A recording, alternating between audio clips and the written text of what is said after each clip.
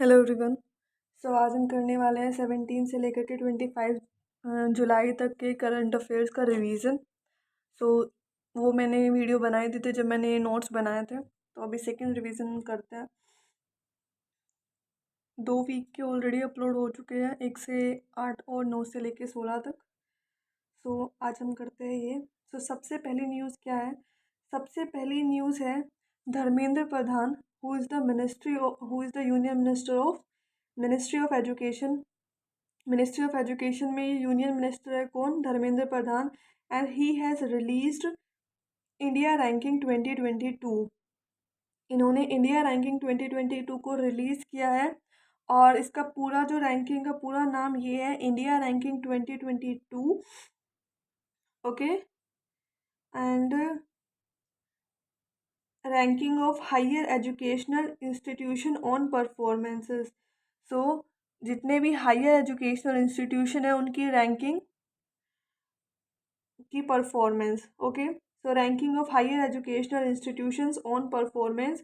और इस रैंकिंग को प्रिपेयर किया है एनआईआरएफ ने, और एनआईआरएफ की फुल फॉर्म है national institutional ranking framework. National institutional ranking framework, ministry of education. Ministry of education में आता है national institutional ranking framework, national institutional ranking framework. Okay. अब इसमें जो ओवरऑल कैटेगरी आई है, ओवरऑल कैटेगरी में जो टॉप किया है वो आईआईटी मद्रास ने किया है टॉप ओवरऑल कैटेगरी में। Okay. For the fourth consecutive time, fourth time ऐसा हुआ है और कॉन्जिक्यूटिवली ऐसा हुआ है कि आईआईटी मद्रास ने टॉप किया है ओवरऑल कैटेगरी में। और जो सेकंड रैंक आई है वो आई है Indian institute of science Bengaluru की, IISc बेंगलुरु। ठीक है। ये यूनिवर्सिटी कैटेगरी में तो टॉप किया है और ओवरऑल कैटेगरी में सेकंड रैंक आई है। ओके। यूनिवर्सिटी कैटेगरी में टॉप। फाइन। और यूनिवर्सिटी कैटेगरी में Indian institute of science Bengaluru ने 7 टाइम कॉन्जिक्यूटिवली टॉप किया है। और सेकंड पोजीशन अगर यूनिवर्सिटी कैटेगरी की बात करें तो सेकंड रैंक आई है JNU न्यू दिल्ली में है। और ओवरऑल कैटेगरी में IISc बेंगलुरु की ही सेकंड रैंक आई है। फाइन, समझ में आ गया होगा। उसके बाद जो इंजीनियरिंग कैटेगरी है, इंजीनियरिंग कैटेगरी में भी IIT मद्रास ने ही टॉप किया है। और ये भी 7th कॉन्जिक्यूटिव टाइम, 7 टाइम ऐसा हुआ है कि IIT मद्रास ने इंजीनियरिंग कैटेगरी में भी टॉप किया है। और सेकेंड रैंक आई है IIT दिल्ली की। ठीक है। सेकेंड रैंक किसकी आई है? IIT दिल्ली। फाइन, इतना क्लियर हो गया। अब इसी में ही जो मेडिकल कैटेगरी, क्योंकि देर आर डिफरेंट कैटेगरीज। जैसे इंजीनियरिंग कैटेगरी है, मेडिकल कैटेगरी है, ओके, यूनिवर्सिटी कैटेगरी है, ओवरऑल कैटेगरी है। तो हर एक कैटेगरी में हर एक अलग अलग ने टॉप किया है। जैसे एम्स न्यू दिल्ली ने टॉप किया है मेडिकल कैटेगरी में। मेडिकल कैटेगरी में किसने टॉप किया है? एम्स न्यू दिल्ली ने टॉप किया और 5th टाइम ऐसा हुआ है। ठीक है, फॉर द 5th टाइम। और सेकंड पोजीशन आई है PGI MER चंडीगढ़। ठीक है। PGI MER चंडीगढ़ की रैंक जो आई है वो आई है सेकंड आई है post graduate institute medical education research. तो पूरा नाम क्या है PGI MER का? Post graduate institutions medical education research. और ओवरऑल बात करें तो ओवरऑल में इंडिया एम्स की रैंकिंग जो आई है वो आई है 9th पोजीशन। ठीक है। ओवरऑल कैटेगरी में 9th रैंक आई है एम्स न्यू दिल्ली की। तो यहाँ पे हमारी फर्स्ट न्यूज़ खत्म हो जाती है। अब चलते हैं आगे। डिपार्टमेंट ऑफ कंज्यूमर अफेयर्स, जो ministry of consumer affairs food and public distribution के अंदर वर्क करता है, उसने लॉन्च किया है जागृति। जागृति एक मास्कोट है और इसको लॉन्च किसने किया है? डिपार्टमेंट ऑफ कंज्यूमर अफेयर्स ने, जो ministry of consumer affairs food and public distribution के अंदर काम करता है। फूड एंड पब्लिक डिस्ट्रीब्यूशन के अंदर काम करता है। और जागृति एक मास्कोट है for empowering consumers and generating awareness for their rights. तो जितने भी कंज्यूमर्स हैं उनको एम्पावर करने के लिए और साथ साथ में अवेयरनेस क्रिएट करने के लिए उनकी राइट्स की, ठीक है, उनके राइट्स से जो रिलेटेड अवेयरनेस है, अवेयरनेस क्रिएट करने के लिए भी इस मास्कोट को लॉन्च किया है डिपार्टमेंट ऑफ कंज्यूमर अफेयर्स ने। फॉर कंज्यूमर्स को पता होना चाहिए डिजिटल मीडिया, मल्टीमीडिया, ठीक है, इन सब के बारे में और उनके क्या क्या राइट्स है। इसीलिए इस मास्कोट को लॉन्च किया गया है, ठीक है, ओके। और इस मास्कोट का बेसिकली जो मीडिया कैंपेन चलेगी ना इस जागृति मास्कोट से कंज्यूमर्स को अवेयर करने के लिए और सारी चीज़ों के लिए, वो एक टैगलाइन डिस्प्ले करेगा, ठीक है, एक टैगलाइन डिस्प्ले होगी। और टैगलाइन का नाम क्या है? जागो ग्राहक जागो। बहुत टाइम से सुन रहे होंगे आप इसको, तो जागो ग्राहक जागो, ये टैगलाइन के साथ ही इस मास्कोट को डिस्प्ले किया जाएगा। फाइन, अब चलते हैं नेक्स्ट न्यूज़ पर। नेक्स्ट न्यूज़ है, इन अर्ली 2023 में 2023 के स्टार्टिंग में ही इंडिया को अपना पहला अंडर वाटर ट्रेन मिल जाएगी। इंडिया को पहली अपनी अंडर वाटर ट्रेन मिल जाएगी, जिसमें कहाँ पे हो रही है ये कोलकाता में सिचुएटेड है ये अंडर वाटर ट्रेन, ठीक है।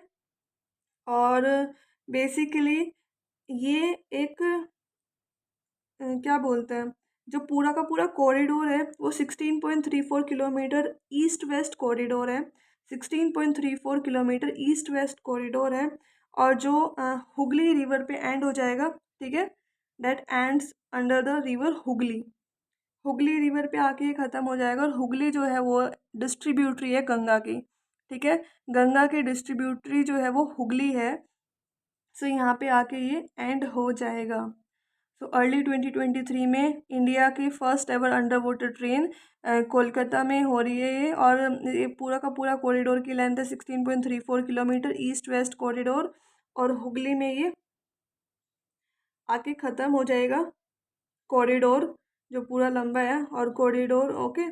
सो इसमें से एक चीज़ इम्पोर्टेंट है कि 16.34 किलोमीटर में से 10.8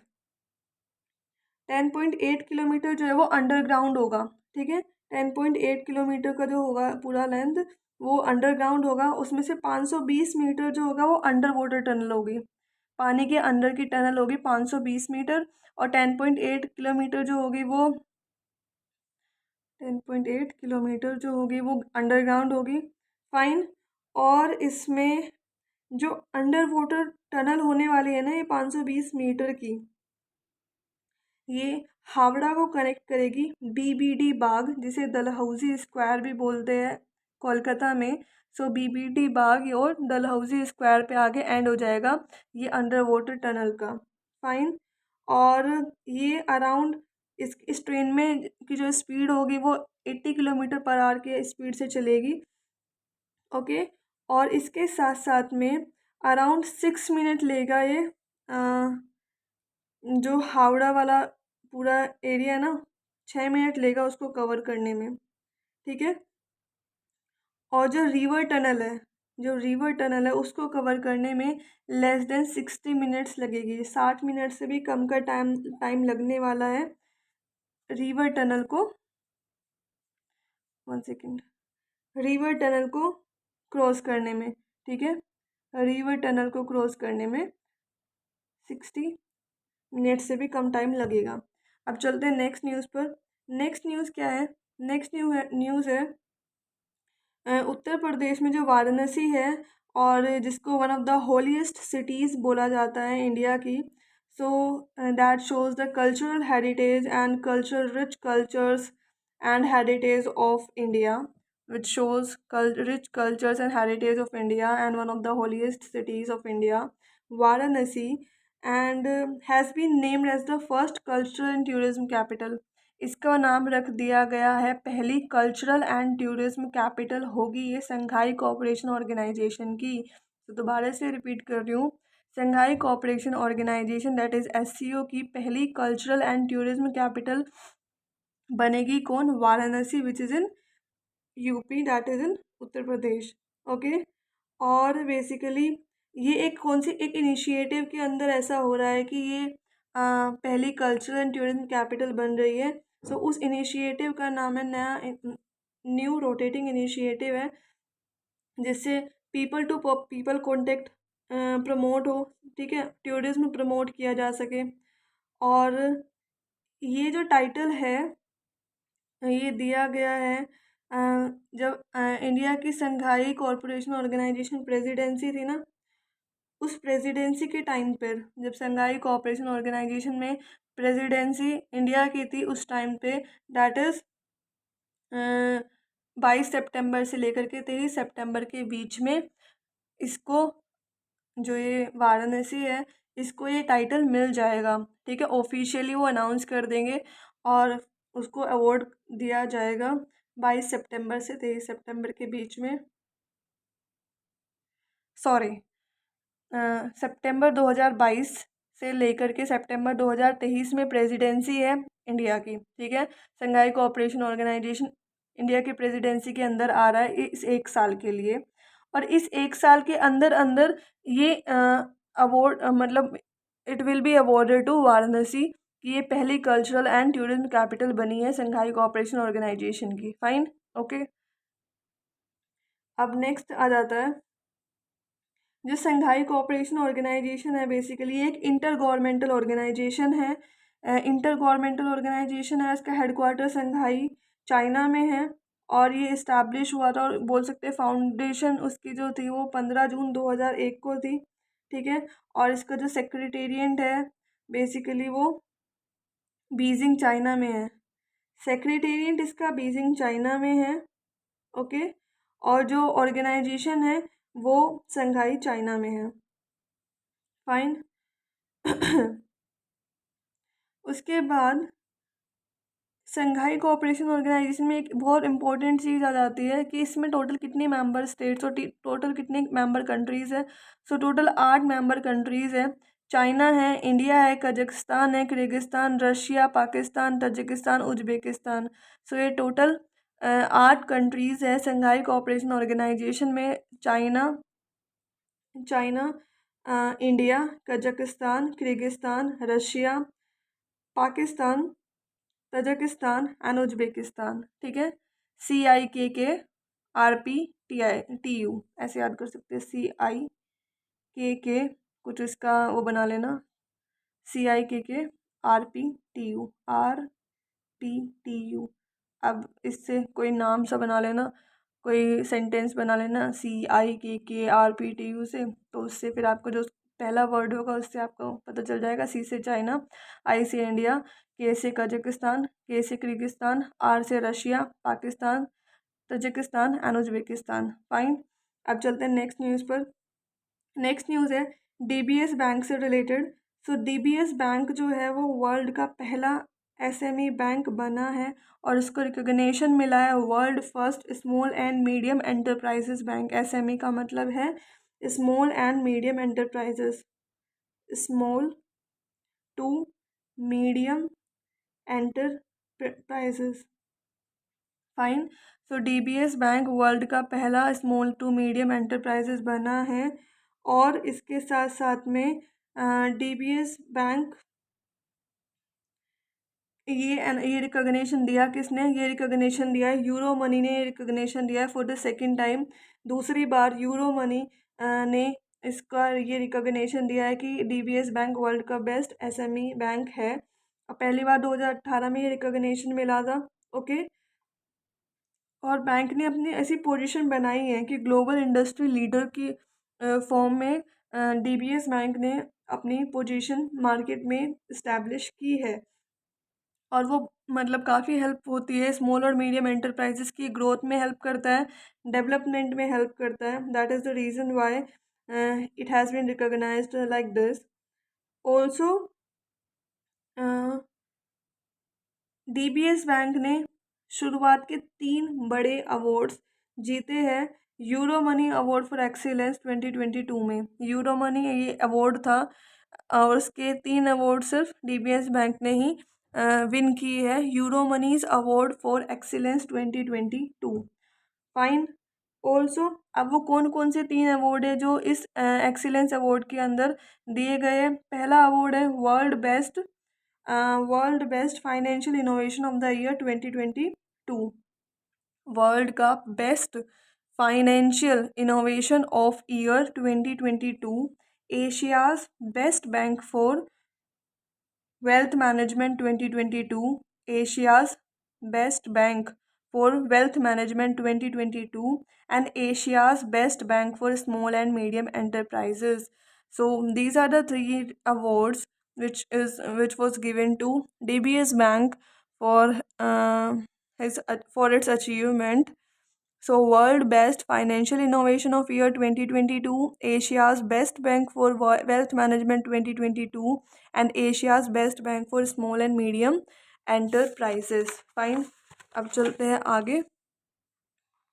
अब डीबीएस बैंक के बारे में थोड़ा स्टैटिक इन्फॉर्मेशन।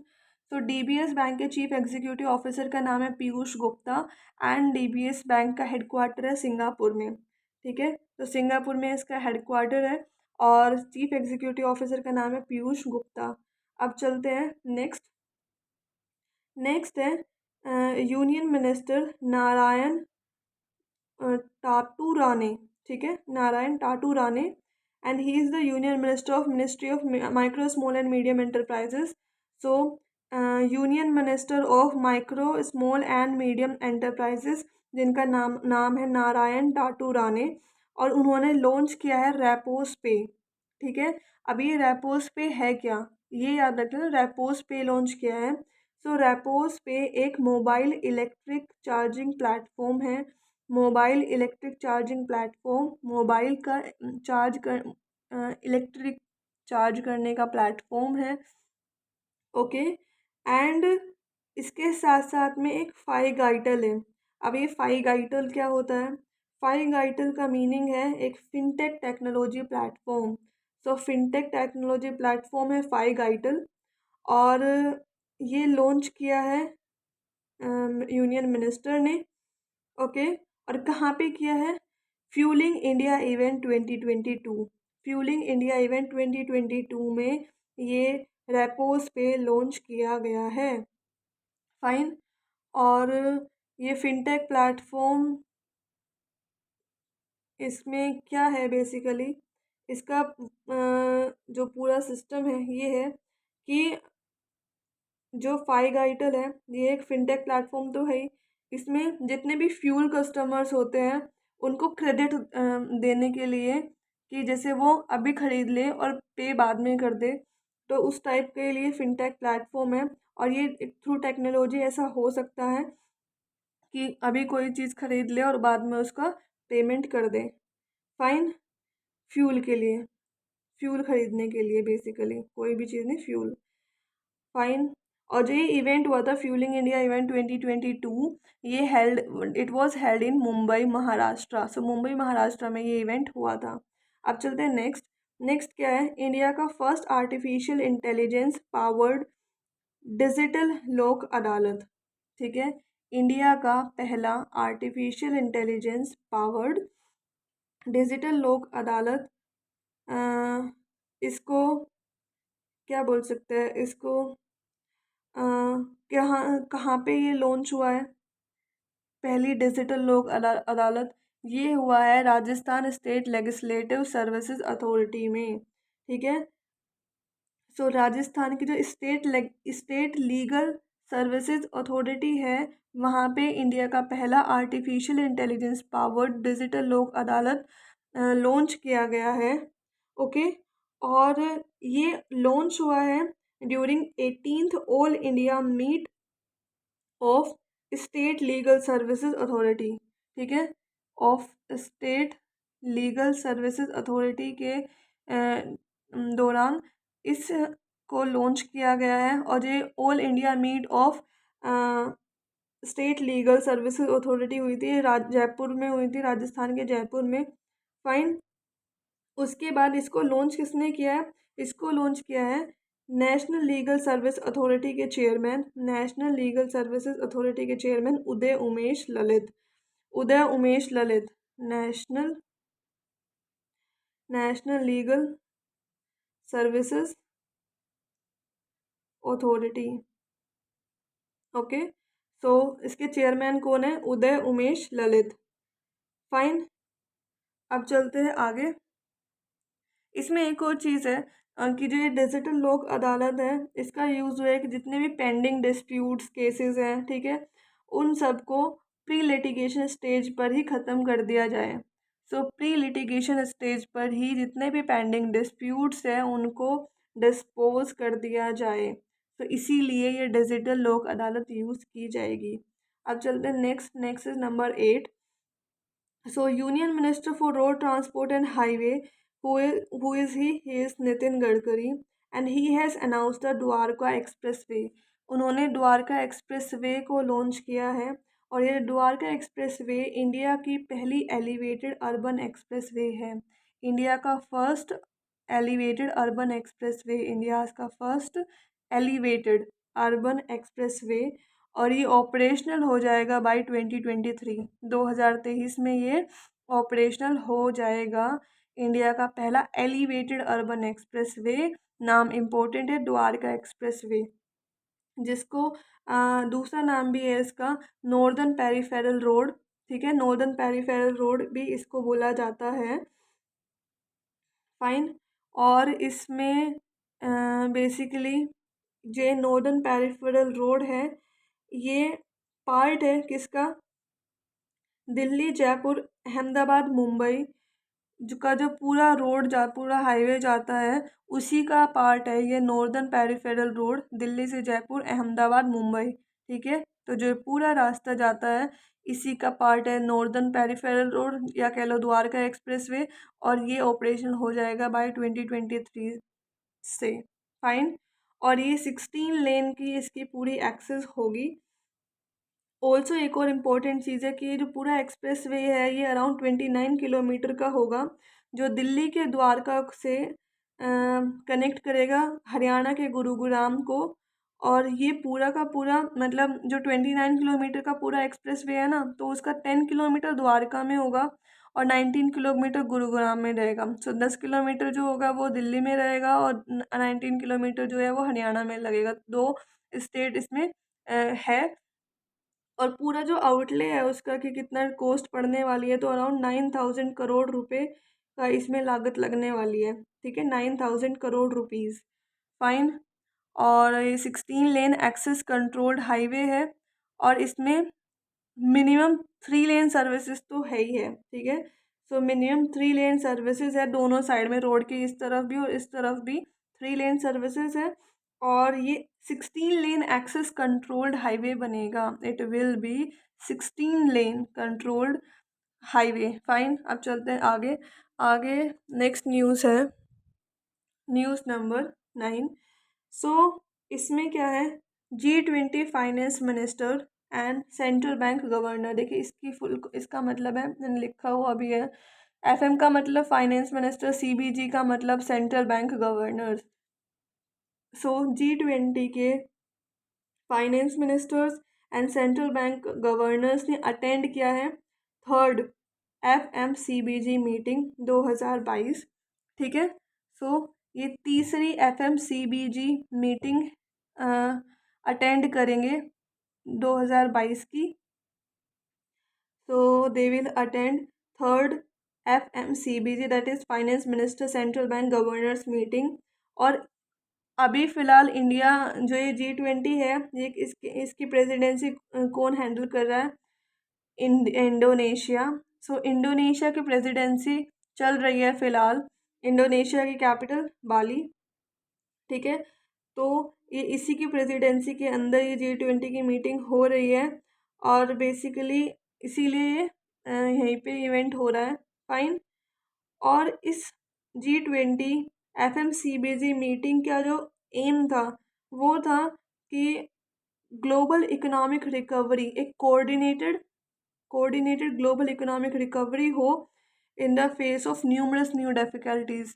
तो जितनी भी डिफ़िकल्टीज़ आ रही है उसमें ग्लोबली सारे की सारी इकोनॉमी मिलकर एक साथ कोऑर्डिनेट करके एक एफर्ट्स लगाए, तो जिससे सारी प्रॉब्लम्स को रिजॉल्व किया जा सके। We are talking about economic things. ठीक है, because these are the economic things that where finance ministers and central bank governors are meeting up and doing things. So it is related to economy and finance. And yes, Nirmala Sitharaman, who is the finance minister of India, attended the third session of International Financial Architecture. She has attended International Financial Architecture का third session in Bali which is in Indonesia. Fine. उसके साथ साथ में there are also so many things to cover that she highlighted the need to enhance the effectiveness of G20 common framework. That there is a need, ज़रूरत है कि जो G20 का common framework है उसकी इफ़ेक्टिवनेस को इंक्रीज़ किया जाए। That there should be what should I say that we need to enhance the effectiveness of G20 framework to get the results or to get the desired results. So also Reserve Bank of India, who is he?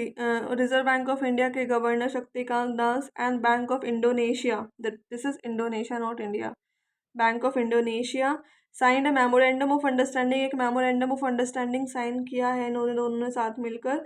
और ये किसी field में हुआ है to improve mutual cooperation between the two central banks.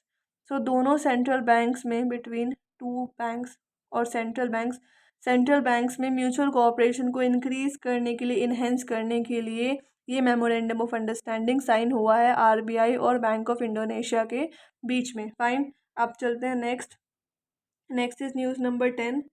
So 10th news क्या है? Ramnath Kovind who is the know who was the president of India and he is the farmer president of India. अब तो farmer हो गए, अब इनकी जगह पे द्रौपदी मुर्मू ने मुर्मू प्रेसिडेंट बन गई है। सो रामनाथ कोविंद जो उस टाइम पे प्रेसिडेंट ऑफ इंडिया थे, उन्होंने अपॉइंटमेंट किया किसका? ला गणेशन का। ला गणेशन मणिपुर के गवर्नर है। देखिए ये ना, आप एक बहुत कंफ्यूजिंग चीज़ें होती है कि कौन कौन सा गवर्नर है, किसका कौन से स्टेट का गवर्नर है, किसको कौन से स्टेट का एडिशनल चार्ज मिला है, कितनी बारी पढ़ लो भूल जाते हैं। तो इसका सिंपल सा तरीका है भाई, दोबारा दोबारा रिवाइज करते रहो, ठीक है? That is the only way, वरना आप एक दो बार में नहीं याद रहती है चीज़ें। सो ला गणेशन जो है वो मणिपुर के गवर्नर है, लेकिन उनको एडिशनल चार्ज मिला है अब कहाँ का? वेस्ट बंगाल का, ठीक है? सो वेस्ट बंगाल के अभी 28th गवर्नर बन चुके हैं। कौन? ला गणेशन, जो मणिपुर के ऑलरेडी गवर्नर है। तो जो वेस्ट बंगाल के गवर्नर थे वो कहाँ गए? तो जो वेस्ट बंगाल के गवर्नर थे उनका नाम था जगदीप धनखड़ जी। सो जगदीप धनखड़ जी ने अपना रेजिग्नेशन प्रेसिडेंट को लिखा, क्योंकि उन्होंने वाइस प्रेसिडेंट की पोस्ट के लिए नॉमिनेशन उनका हुआ था and he was fighting from the NDA government. So NDA government की तरफ से उन्होंने वाइस प्रेसिडेंट के लिए अपना नॉमिनेशन दाखिल किया था। सो इसीलिए उन्हें अपनी पोस्ट से रिज़ाइन करना पड़ा as the governor of West Bengal, और उनकी जगह अब आ गए हैं ला गणेशन। तो देखिए ला गणेशन के पास अब दो स्टेट है, Manipur and West Bengal. Fine, okay, ये इतना क्लियर हो गया होगा होपफुली। और जो वाइस प्रेसिडेंट के इलेक्शन होने हैं, जो भी वाइस प्रेसिडेंट बनेगा वो 16वां वाइस प्रेसिडेंट बनेगा, ठीक है? और ये इलेक्शन होंगे 6 अगस्त को, ठीक है? 6 अगस्त को ये इलेक्शन होने हैं। फाइन, अब चलते हैं आगे। ये हमने 10 कंप्लीट कर लिए। आई होप आपको क्लियरली दिख रहा हो, ठीक है? There is no such problem of visibility now, क्योंकि पहले वाले वीडियो में आई डोंट नो हाउ उसका क्वालिटी डिक्रीज़ हो गई और वो अच्छे से नहीं आया।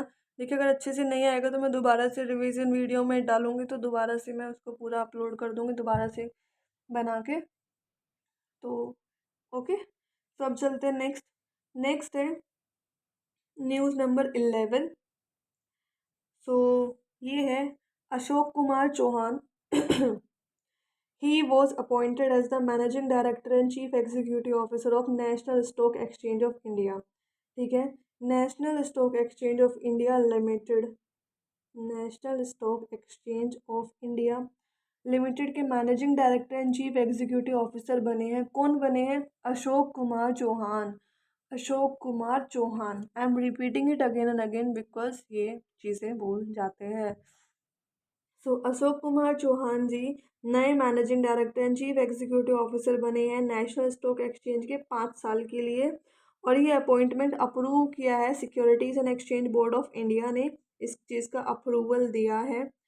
And the appointment is subject to fulfilment of terms and conditions, ठीक है?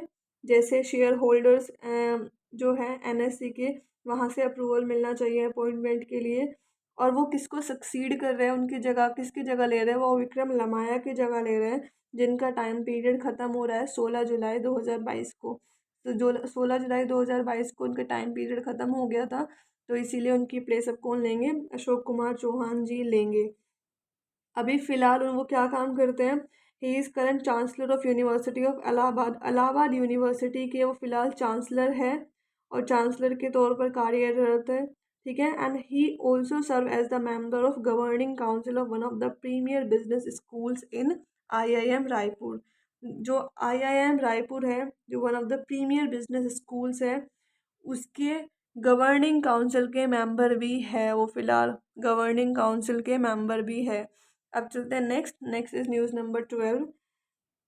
सो आईएनएस सिंधुवाद, सिंधुद्वाज, आईएनएस सिंधुद्वाज, ठीक है, सिंधुद्वाज, ये सबमरीन है और इस सबमरीन को डीकमीशन कर दिया है इंडियन नेवी ने। So it is decommissioned by Indian Navy after serving about 35 years in Visakhapatnam of Andhra Pradesh. तो आंध्र प्रदेश के विशाखापट्टनम ने लगभग 35 साल की सर्विस करने के बाद आईएनएस सिंधुद्वाज को, दिस इज़ अ सबमरीन, उसको डीकमीशन कर दिया है इंडियन नेवी ने, ठीक है।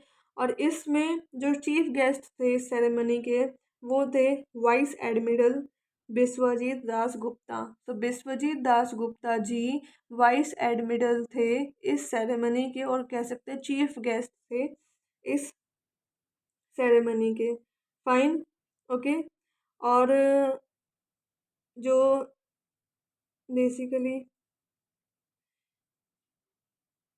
क्या, ये कमीशन, ये आईएनएस सिंधुद्वाज जो सबमरीन है, ये जून 1987 में कमीशन हुई थी, जून 1987 में कमीशन हुई थी।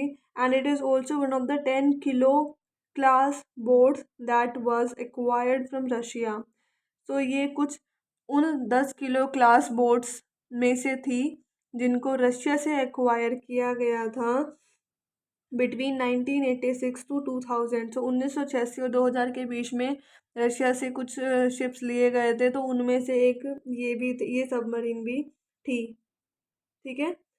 तो yes, okay, that is it. अब चलते हैं आगे, news number 13।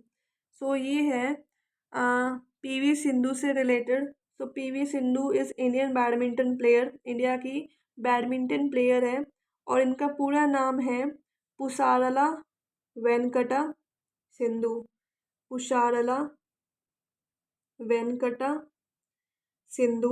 And PV Sindhu ने सिंगापुर ओपन 2022 का टाइटल जीत लिया है, ठीक है। पूरा नाम इस टाइटल का है Singapore open 2022 super 50 trophy, super 500 trophy, not 50, super 500 trophy in women singles. तो विमेन सिंगल्स कैटेगरी में सिंगापुर ओपन 2022 सुपर 500 ट्रॉफी में पीवी सिंधु ने सिंगापुर ओपन 2022 का टाइटल जीत लिया है आफ्टर डिफीटिंग चाइना की वांग जी ही, वांग जी ई जो चाइना की है उनको डिफीट करके। Fine, okay. और मेन सिंगल्स टाइटल की बात करें तो उसमें एंथोनी सिनीसुका गिंटिंग, देखिए पूरा नाम क्या है, एंथोनी सिनीसुका गिंटिंग, 2-3 बार पढ़ोगे तो आ जाएगा, एंथोनी सिनीसुका गिंटिंग, जो इंडोनेशिया के हैं। और इन्होंने किसको हराया वो इम्पोर्टेंट नहीं है, क्योंकि पीवी सिंधु अपने देश की थी, तो उन्होंने किसको हराया वो थोड़ा इम्पोर्टेंट हो जाता है, ये तो अपने देश के भी नहीं है, तो किसको हराया नॉट इम्पोर्टेंट। और ये जो इवेंट हुआ था ना, ये सिंगापुर में ही हुआ था, और सिंगापुर ही इवेंट सिंगापुर में हुआ था 12 जुलाई से लेकर के 17 जुलाई के बीच में। फाइन। और इसमें टोटल जो बोला गया है ना 500 ट्रॉफी और सुपर 500 ट्रॉफी, सो 3,70,000 यूएस डॉलर की है टोटल, 3,70,000, 3,70,000, ठीक है। टोटल जो वर्थ है सारी की सारी ट्रॉफी की वो है 3,70,000 यूएस डॉलर। अब चलते हैं आगे, next news, news number 14, that is of related to Nelson Mandela international day 2022। National Mandela international day 2022 ये यूनाइटेड नेशन ऑब्जर्व करता है। इसको मंडेला डे भी कहा जाता था। क्या डे और कहा जाता है? Mandela day. किसको? Nelson Mandela international day 2022। और ये ऑब्जर्व किया गया है 18 जुलाई 2022 को। ठीक है, हर साल ऑब्जर्व किया जाता है 18 जुलाई 18 जुलाई 2022 को नेल्सन मंडेला इंटरनेशनल डे। और इसका थीम क्या है? Very important theme. थीम क्या है? Do what you can with what you have where you are. जहाँ पर भी तुम हो, जो भी तुम कर सकते हो उसको करो। Do what you can with what you have where you are. So इन्होंने नोबेल प्राइज़ भी जीता था 1993 में। ओके, नोबेल प्राइज़ विनर रह चुके हैं ये।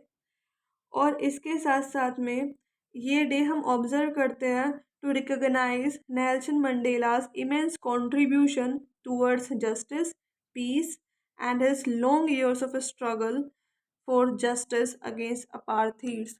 क्योंकि जो उनका लंबा कंट्रीब्यूशन रहा है ना जस्टिस के लिए, पीस के लिए, जस्टिस अगेंस्ट अपार्थीड्स के अगेंस्ट जो जस्टिस लेना था, उसमें जो इनका इतना लंबा चौड़ा कंट्रीब्यूशन रहा है, उस डे को ऑब्जर्व करने के लिए हम उनका ये डे ऑब्जर्व करते हैं।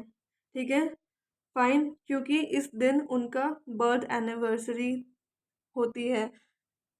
सो इस साल उनकी 104th बर्थ एनिवर्सरी है। 104th birth anniversary. फाइन। और एक और बहुत इम्पोर्टेंट चीज़ जो आप में से बहुत सारे लोग जानते होंगे, ये पहले ब्लैक प्रेसिडेंट बने साउथ अफ्रीका के 1994 से 1999 के बीच में। So he was the first black president of South Africa from 1994 to 1999। Okay, एक और चीज़ इम्पोर्टेंट, बेसिकली उन्होंने नोबेल पीस प्राइज़ तो 1993 में जीता ही था। उसके साथ साथ में उन्हें भारत रत्न भी मिल चुका है। और भारत रत्न उन्हें मिला था 1990 में। 1990 में उन्हें भारत रत्न मिला था, जो इंडिया का हाईएस्ट सिविलियन अवार्ड है। ठीक है, इंडिया का हाईएस्ट सिविलियन अवार्ड है। और ये फॉर द फर्स्ट टाइम, पहली बार जो इस डे को ऑब्जर्व किया गया था वो 2010 में, 18 जुलाई 2010 में ऑब्जर्व किया गया था। फाइन। अब मैंने इसमें सारे जितने भी डिटेल्स थे वो सारी बता दी। अब चलते हैं next. Next is news number 15। So Sanjay Agrawal, who is the who is he is former agricultural secretary. पूर्व agricultural secretary Sanjay Agrawal. Basically ये पूरी न्यूज़ क्या है कि Ministry of Agriculture and Farmers Welfare ने एक 29 मेंबर्स की कमेटी बनाई है। ठीक है, ministry of Agriculture and Farmers Welfare ने एक 29 मेंबर की कमेटी बनाई है, जिसको हेड करेंगे संजय अग्रवाल जी, जो फॉर्मर एग्रीकल्चर सेक्रेटरी रह चुके हैं। और ये basically they will look into how to make the minimum support price more effective and transparent. तो मिनिमम सपोर्ट प्राइस को ज़्यादा से ज़्यादा इफेक्टिव और ट्रांसपेरेंट कैसे बनाया जा सकता है, इस चीज़ को संजय अग्रवाल देखेंगे। ठीक है, एंड और बेसिकली हाउ ये प्रमोट करने के लिए कि मिनिमम सपोर्ट प्राइस को इफेक्टिव और ट्रांसपेरेंट कैसे बनाया जा सकता है, और जीरो बजट बेस्ड फार्मिंग को प्रमोट करने के लिए। So to promote zero budget based farming, इस चीज़ को प्रमोट करने के लिए ये 29 मेंबर कमेटी बनाई गई है। अब चलते हैं नेक्स्ट न्यूज़ नंबर 16। तो 16th न्यूज़ क्या है?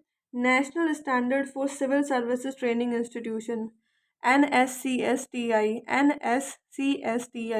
Full form is national standards for civil services training institutions. एक national standards for civil services training institution, इसको इंट्रोड्यूस किया गया है कैपेसिटी बिल्डिंग कमीशन में। कैपेसिटी बिल्डिंग कमीशन के हेडक्वार्टर में national standards for civil services training institution को establish किया गया है। और ये कहाँ पे है? न्यू दिल्ली में है। और इसको पूरे को इंट्रोड्यूस किसने किया है? जितेंद्र सिंह जी ने किया है। और जितेंद्र सिंह कौन है? मिनिस्टर ऑफ स्टेट है for personnel public grievances and pensions.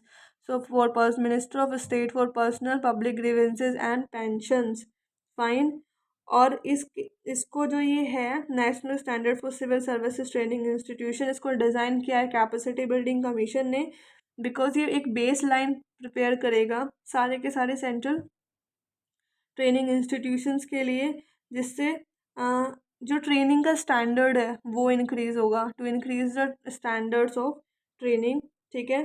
To enhance their quality, उनकी क्वालिटी को इन्हेंस करना है, to enhance their quality and capacity of training delivery, कि वो एकदम जो वो होता है ना, उतर अपने लेवल पे और अपनी कैपेसिटी पे उतना उतरना और उतना करना जितना उनसे डिमांड किया जाता है, तो और जितना उनसे एक्सपेक्ट किया जाता है, सो उसको अचीव करने के लिए ये इंस्टीट्यूट बनाया गया है, फाइन।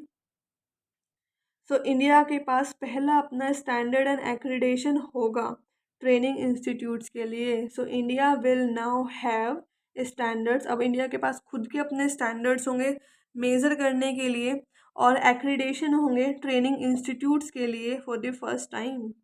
अब चलते हैं next. Next is news number 17। So open network digital commerce network, open network digital commerce network, जिसको लीड कौन कर रहा है? गवर्नमेंट ऑफ इंडिया जिसको लीड करती है। और उन्होंने जो पायलट प्रोजेक्ट है उसको एक्सपेंड किया है अराउंड 15 न्यू सिटीज़ में। सो 15 नई सिटीज़ में open network digital commerce network ने, जो गवर्नमेंट ऑफ इंडिया के अंदर वर्क करती है, उन्होंने 15 नई सिटीज़ में अपना एक्सपेंशन किया है अपने प्रोजेक्ट का और अपने प्लान का। उनका प्लान था बेसिकली अपने ऑपरेशन स्टार्ट करना। अगस्त 2022 से वो अपने ऑपरेशन स्टार्ट कर ही रहे थे, ठीक है। और उससे पहले उसके पास सिर्फ 5 सिटीज़ थी, 5 सिटीज़ तक ही उसका लिमिटेशन था। उन्होंने अप्रैल 2022 में 5 सिटीज़ के साथ स्टार्ट किया था। और कौन कौन सी थी? नई दिल्ली थी, बैंगलोर था, Coimbatore which is in Tamil Nadu, Bhopal which is in Madhya Pradesh, Shillong which is in Meghalaya. So New Delhi, Bengaluru, Coimbatore, Bhopal and Shillong, ये 5 स्टेट्स थे। अब उनका जो एक्सपेंशन है 15 नई सिटीज़ अब उसमें एडिशनल आ चुकी है। और इसी में ही बहुत इम्पोर्टेंट है कि स्नैपडील जो एक ई कॉमर्स प्लेटफॉर्म है, which is based in New Delhi, नई दिल्ली में बेस्ड है, ठीक है, नई Delhi, and is slated to be the first e commerce platform. ये ऐसा पहला ई कॉमर्स प्लेटफॉर्म बनने वाला है जो अपना डेब्यू कर रहा है ओएनडीसी प्लेटफॉर्म पर, ठीक है। ओएनडीसी प्लेटफॉर्म पर अपना डेब्यू करने वाला पहला ई कॉमर्स मार्केट प्लेस बना है स्नैपडील। होपफुली क्लियर हो गया होगा।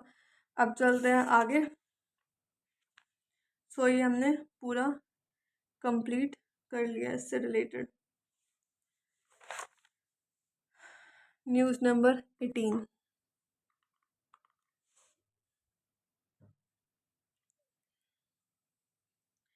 सो 18th न्यूज़ है रिजर्व बैंक ऑफ इंडिया ने 5th round of survey on remittance for the year 2020 to 2021 को कंडक्ट किया है। तो 5th ऐसा राउंड किसका? Survey on remittance for the year 2020 to 2021।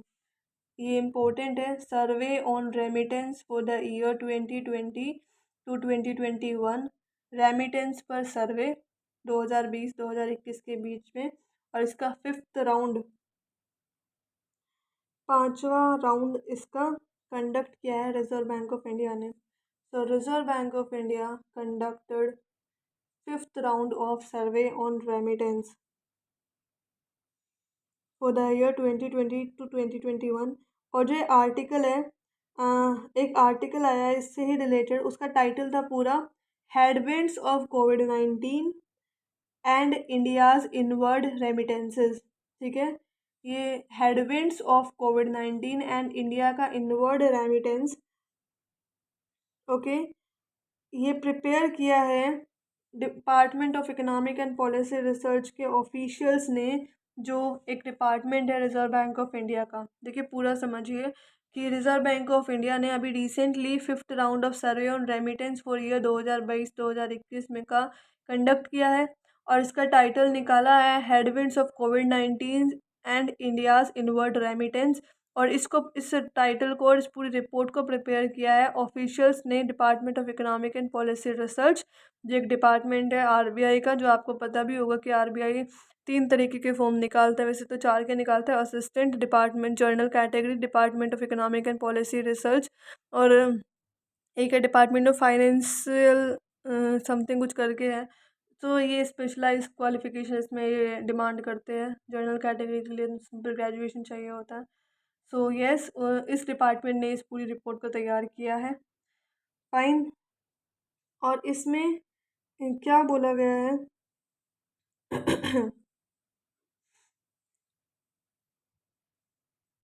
सो इस रिपोर्ट के हिसाब से जो इनवर्ड रेमिटेंस आता था gulf cooperation council, that is GCC region से, फुल फॉर्म में लिख देती हूँ, गल्फ कोऑपरेशन काउंसिल से जितना भी फंडिंग आती थी और इनवर्ड रेमिटेंस आता था वो डिक्लाइन हो गया है बाय मोर देन 50%।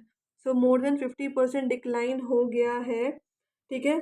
और 2016-17 में जो था अभी वो 30% कुछ रह गया है 2021-20 में।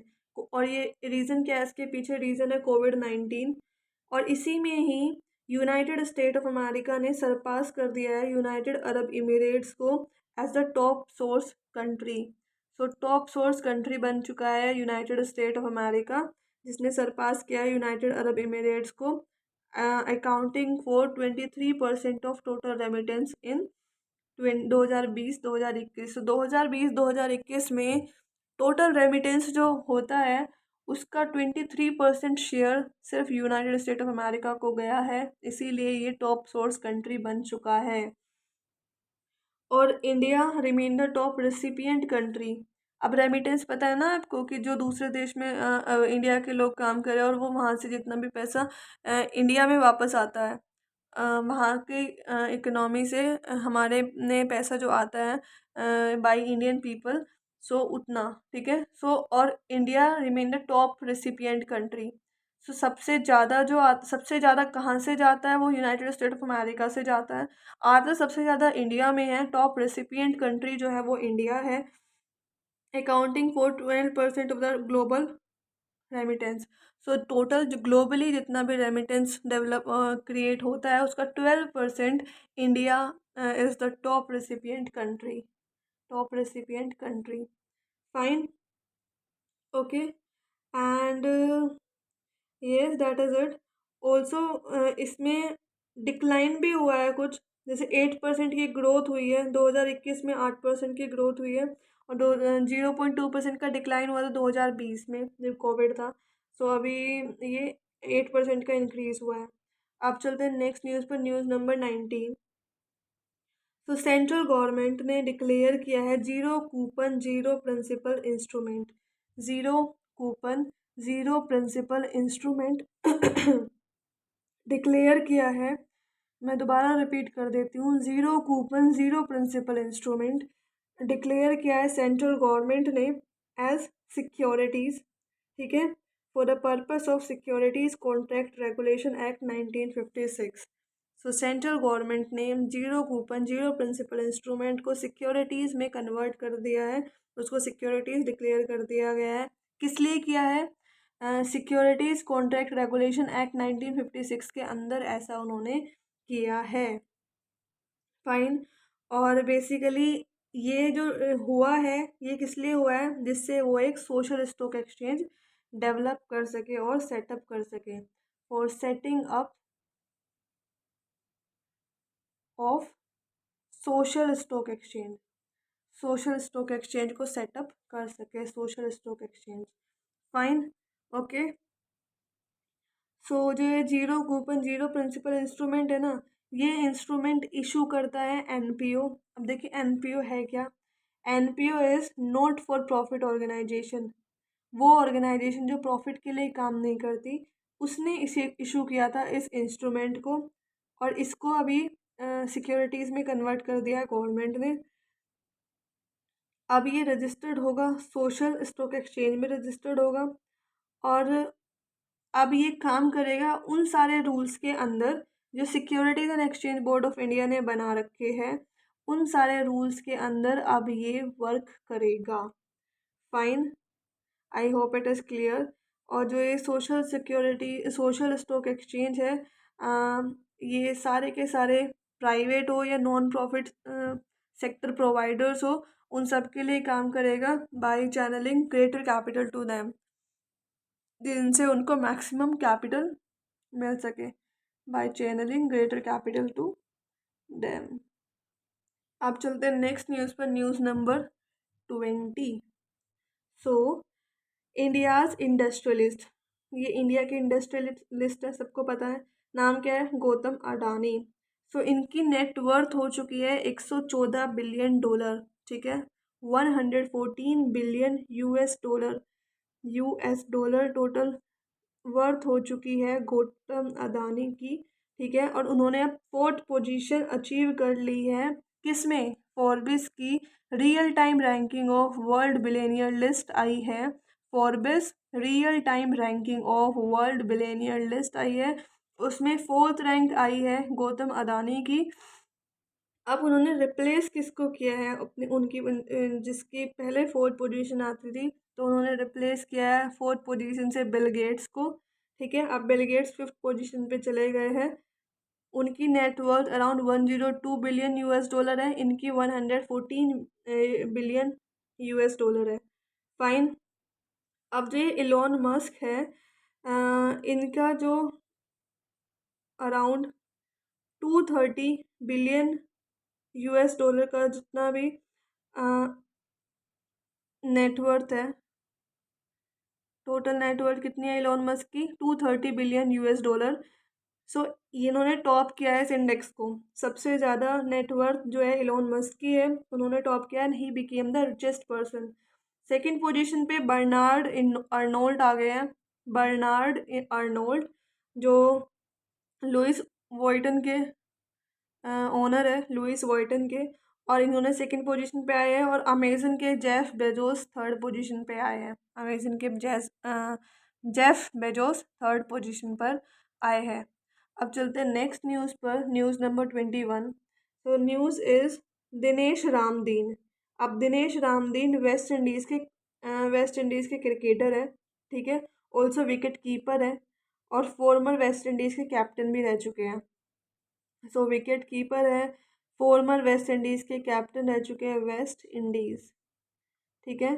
सो फॉर्मर वेस्ट इंडीज़ के कैप्टन भी रह चुके हैं, और इनके साथ साथ में लैंडल साइमन, ठीक है, लैंडल साइमन जो ओपनर, ठीक है, लैंडल साइमन और दिनेश रामदीन दोनों वेस्ट इंडीज़ के हैं। सो उन्होंने रिटायरमेंट अनाउंस कर दिया है फ्रॉम द इंटरनेशनल क्रिकेट से अनाउंस किया है उन्होंने रिटायरमेंट विद इमीडिएट इफेक्ट। और लैंडल साइमंस कौन है? Lendl Simmons right hand batter थे, ठीक है, Lendl Simmons right hand batter थे, एंड उन्होंने वेस्ट इंडीज़ में डेब्यूट किया था, उनका डेब्यूट हुआ था 2006 में, उनका डेब्यू हुआ था, वनडे इंटरनेशनल खेला था उन्होंने पाकिस्तान के against. Dinesh Ramdin basically West Indies के विकेट कीपर तो रहे है, बैटर भी रहे। उन्होंने अपना डेब्यू किया था श्रीलंका के अगेंस्ट 2005 में, तो दोनों ने अपना रिटायरमेंट अनाउंस कर दिया। फाइन। अब चलते हैं नेक्स्ट न्यूज़ पर। Next news is related to Himachal Pradesh. So Himachal Pradesh India का पहला ऐसा स्टेट बना है जिसने अपने सारे के सारे रीजनल कमर्शियल व्हीकल्स को कनेक्ट कर दिया है व्हीकल लोकेशन ट्रैकिंग डिवाइस के साथ। व्हीकल की व्हीकल लोकेशन ट्रैकिंग डिवाइस के साथ कनेक्ट किया है रीजनल कमर्शियल व्हीकल्स को। ऐसा करने वाला पहला स्टेट हिमाचल प्रदेश बना है। और Y it has done this, also it has done this with emergency response support system। Emergency response support system के साथ हिमाचल प्रदेश ने ऐसा किया है। और ये इसलिए किया है जिससे अगर हिमाचल प्रदेश में एज कि काफ़ी लैंडस्लाइड वगैरह की चीज़ें होती रहती हैं, तो जितने भी कमर्शियल व्हीकल्स हैं, अगर कुछ ऐसा डिज़ास्ट्रस सिनेरियो बनता है या कुछ ऐसा होता है, तो उस केस में उनके पास एक लोकेशन का ट्रैकिंग डिवाइस उनमें कनेक्ट होगी हर एक कमर्शियल व्हीकल में। और नॉर्मली कमर्शियल व्हीकल में बच्चे, senior citizen, everyone, women's, man, तो सब ट्रैवल करते ही है। तो उस केस में उनके maximum life threatening situation create ना हो और मैक्सिमम लोगों को बचाया जा सके, और भी अदर सिनेरियोज में। इसीलिए ये ट्रैकिंग डिवाइस और उस व्हीकल को ढूंढ पाना बहुत इजी हो जाएगा इस डिवाइस से। इसीलिए हिमाचल प्रदेश ने इसको हर एक कमर्शियल व्हीकल से कनेक्ट कर दिया है। ठीक है। और ये इनोग्रेट किया है सीएम ऑफ हिमाचल प्रदेश, और उनका नाम है जयराम सिंह ठाकुर। जयराम ठाकुर जो चीफ मिनिस्टर है हिमाचल प्रदेश के, उन्होंने शिमला हिमाचल प्रदेश में इसको इनोग्रेट किया है। और ऑल्सो उन्होंने एक और चीज़ इंट्रोड्यूस की है, एक पैनिक बटन इंट्रोड्यूस किया है। ठीक है। और ये पैनिक बटन बेसिकली इंट्रोड्यूस किया है कि विमेंस के लिए और चाइल्ड के लिए पब्लिक व्हीकल्स में, अगर पब्लिक व्हीकल में वुमेन और चिल्ड्रन बैठे हैं और कुछ उन्हें फिशी फिशी लग रहा है, तो उस केस में panic button they can press, और इसीलिए ये भी इंट्रोड्यूस किया है सारे के सारे कमर्शियल व्हीकल्स में। अब चलते हैं आगे, न्यूज़ नंबर 23। तो 23rd न्यूज़ है, union minister Rajnath Singh, and he is the union minister of Ministry of Defense, and he has launched 75 newly developed defense products। ठीक है। उन्होंने 75 नए अभी डेवलप हुए डिफेंस प्रोडक्ट्स लॉन्च किए हैं। और ये जो प्रोडक्ट्स लॉन्च किए गए हैं, ये आर्टिफिशियल इंटेलिजेंस टेक्नोलॉजी से पावर्ड है। इनके थ्रू ही ये काम करेंगे, powered by artificial intelligence technologies. और ये कब हुआ, इन्होंने कब किया? First ever artificial intelligence defence symposium and exhibition 2022। सो सबसे पहला आर्टिफिशियल AIIDEF है ना, तो artificial intelligence in defence, artificial intelligence का इस्तेमाल डिफेंस में सिंपोजियम एंड एग्जीबिशन 2022 के इस इवेंट के अंदर और इस इवेंट के दौरान ऐसा किया गया by union minister of defence के थ्रू। ओके फाइन, इतना आपको होपफुली क्लियर हो गया होगा। और इस इवेंट को ऑर्गेनाइज किसने किया था? Department of defence production, ministry of defence ने इसको इवेंट को ऑर्गेनाइज किया था नई दिल्ली में। तो MD के मतलब क्या है? Ministry of defence. So ministry of defence ने इस इवेंट को ऑर्गेनाइज किया था। और ऐसा कब किया गया? ऐसा पार्ट ऑफ आज़ादी का अमृत महोत्सव के उपलक्ष्य में इन प्रोडक्ट्स को इंट्रोड्यूस किया गया है। और ये जो आज़ादी का अमृत महोत्सव जो है, ये एक सेलिब्रेशन चल रहा है इंडिया के 75th ईयर ऑफ इंडिपेंडेंस के लिए। ठीक है। भारत के 75 साल इंडिपेंडेंस के पूरे होने की खुशी में आज़ादी का अमृत महोत्सव मनाया जा रहा है। तो उसी में ही ये इंट्रोड्यूस किए गए हैं प्रोडक्ट। ऑल्सो ये डिफेंस सेक्टर में आत्मनिर्भरता को इन्हेंस करेंगे, बढ़ाएंगे, कि अभी डिफेंस सेक्टर को ज़्यादा फॉरेन कंट्रीज़ पर डिपेंड ना होना पड़े वर्क के लिए। और they can also become self independent to build indigenous products. इसीलिए उसको इन्हेंस करने में भी ये हेल्पफुल होगा। अब चलते हैं आगे, ये 23 कंप्लीट। सो न्यूज़ नंबर 24, आप स्क्रीनशॉट ले सकते हो, मैं पूरा पेज, ठीक है, कुछ बोल रहे थे लोग स्क्रीनशॉट के लिए।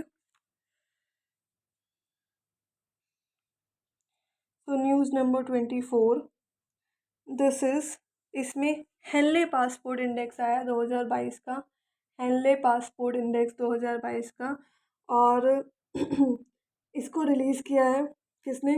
हेनले एंड पार्टनर्स ने रिलीज़ किया है। So released by Henley and Partners. और ये एक इमिग्रेशन कंसल्टेंसी है जो लंदन UK में बेस्ड है। ठीक है। तो सिर्फ इतना इम्पोर्टेंट है कि ये लंदन यूके बेस्ड एक कंसल्टेंसी है और हेनले पासपोर्ट इंडेक्स ये रिलीज़ करते हैं। इसमें जो जापानीज़ पासपोर्ट है, जो सब जानते हैं, पता नहीं कितने सालों से यही टॉप पे है और यही सबसे ज़्यादा पावरफुल पासपोर्ट है। तो वर्ल्ड का मोस्ट पावरफुल पासपोर्ट अगर कोई है वो है जापानीज़ पासपोर्ट। फाइन। और because it grant hassle free access to 193 countries, बिना किसी दिक्कत के 193 कंट्रीज़ में ये ट्रैवल कर सकते हैं जापानीज़ पासपोर्ट वाले लोग। So hassle free access to 193 countries. Second position पे आया है सिंगापुर। ठीक है। और सिंगापुर के साथ साथ में साउथ कोरिया भी सेकंड पोजीशन पर ही है। दोनों की मार्क्स सेम आए हैं इसमें हेनले पासपोर्ट इंडेक्स में। और इंडिया, मॉरिशियाना और तजिकिस्तान के साथ मिलकर के उनकी रैंकिंग आई है तीनों की 87th। तो ये बहुत इंपॉर्टेंट हो जाता है कि हेनले पासपोर्ट इंडेक्स में इंडिया की रैंक क्या आई है, तो इंडिया की रैंक 87 आई है। और it granted hassle free access to 60 countries. So India जो है 60 कंट्रीज़ में उसका जो पासपोर्ट है वो बिना किसी दिक्कत के वर्क करता है। और पाकिस्तान पासपोर्ट जो है वो फोर्थ वर्स्ट है वर्ल्ड में फोर्थ वर्स्ट पासपोर्ट जो है वो पाकिस्तान का है। और इसकी रैंक आई है 109। ठीक है, 109वीं रैंक आई है पाकिस्तान की। और जो फर्स्ट लास्ट है, लास्ट जो आया है लास्ट में इराक है, सेकंड लास्ट सीरिया है, थर्ड लास्ट अफगानिस्तान है, फोर्थ लास्ट पाकिस्तान है। ठीक है, लास्ट का याद रख लेना बस कि Iraq is the last one. अब चलते हैं नेक्स्ट। सो देखो, अगर पाकिस्तान 109th पोजीशन पे है और पाकिस्तान फोर्थ लास्ट है, ठीक है, तो ये 1010 पे होगा, ये 111 पे होगा और ये 112 पे होगा। यानी कि 112 कंट्रीज़ टोटल थी जिनकी रैंकिंग निकाली गई इंडेक्स में। और तो उसमें से फिर टॉप निकाले गए और इंडिया की रैंकिंग जो भी है। अब चलते हैं आगे। News number 25। Reserve bank of India ने 4 टायर रेगुलेटरी स्ट्रक्चर्स को प्रिस्क्राइब किया है। ठीक है, 4 टायर रेगुलेटरी स्ट्रक्चर्स को प्रिस्क्राइब किया है किसके साथ? With differentiated regulatory prescriptions for urban cooperative banks. जितने भी अर्बन कोऑपरेटिव बैंक्स हैं उनके लिए 4 टायर रेगुलेटरी स्ट्रक्चर्स को प्रिस्क्राइब किया गया है, जिससे फाइनेंशियल रेजिलियंस को स्ट्रेंथनिंग हो सके उसकी, ऑल्सो एबिलिटी उनकी इंक्रीज हो सके टू फंड देयर ग्रोथ। ठीक है, to enhance ability for funding के लिए उनकी एबिलिटी को इन्हेंस कर दिया किया जा सके, इसके लिए रिजर्व बैंक ऑफ इंडिया ने प्रिस्क्राइब किया है 4 टायर रेगुलेटरी स्ट्रक्चर्स को, जिसमें अलग अलग तरीके के रेगुलेटरी प्रिस्क्रिप्शंस दिए गए हैं अर्बन कोऑपरेटिव बैंक से रिलेटेड। मैं दोबारा रिपीट कर देती हूँ, रिजर्व बैंक ऑफ इंडिया ने 4 तरीके के 4 टायर रेगुलेटरी स्ट्रक्चर्स प्रिपेयर करे हैं। उन रेगुलेटरी स्ट्रक्चर्स के अलग अलग तरीके के रेगुलेटरी प्रिस्क्रिप्शंस दिए गए हैं। ओके, और किस लिए दिए? अर्बन कोऑपरेटिव बैंक्स के लिए, जिससे उनका फाइनेंशियल रेजिलियंस इंक्रीज हो सके। किसका? अर्बन कोऑपरेटिव बैंक्स का। और उनकी एबिलिटी फंडिंग की वो इन्हेंस हो सके। किसकी? अर्बन कोऑपरेटिव बैंक्स की। सो इसमें कैटेगरी में डिवाइड किया गया है, जैसे टायर 1 कैटेगरी है। सो टायर 1 कैटेगरी में सारे के सारे वो अर्बन कोऑपरेटिव बैंक्स जिनका जो डिपॉजिट साइज है, ठीक है, वो 100 करोड़ से कम का है। ठीक है, 100 करोड़ से कम का अगर अर्बन कोऑपरेटिव बैंक्स का डिपॉजिट साइज है, ओके, और deposit size, yes, deposit size है, तो उस केस में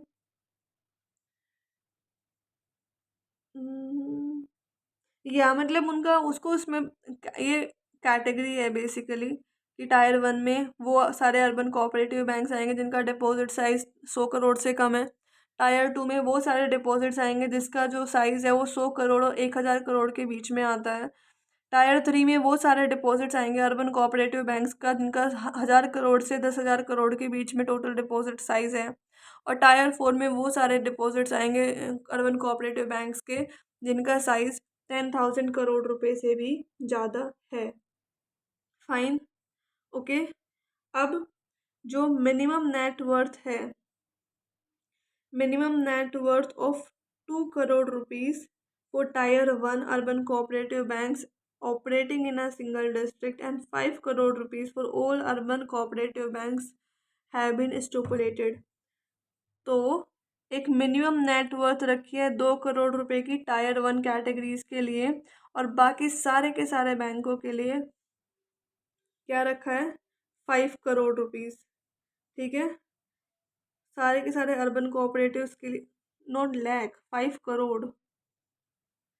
सो मिनिमम नेटवर्थ 2 करोड़ रुपए रखी है उस अर्बन कोऑपरेटिव बैंक्स के लिए जिनकी नेटवर्थ जो टायर 1 कैटेगरी में आते हैं और बाकी सारे urban cooperative bank tyre 2 category के, थर्ड के, फोर्थ के, उनका जो मिनिमम नेटवर्थ का साइज है वो 5 करोड़ रुपए है।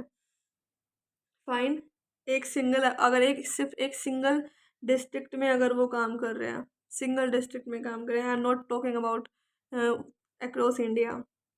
इसके साथ साथ में एक और इम्पोर्टेंट चीज़ है कि जो कैपिटल रिस्क असिस्ट रेशो, या that is the full form, I think so. Capital risk, बताना मुझे कमेंट में कि इसकी जो फुल फॉर्म है ये क्या। कैपिटल रिस्क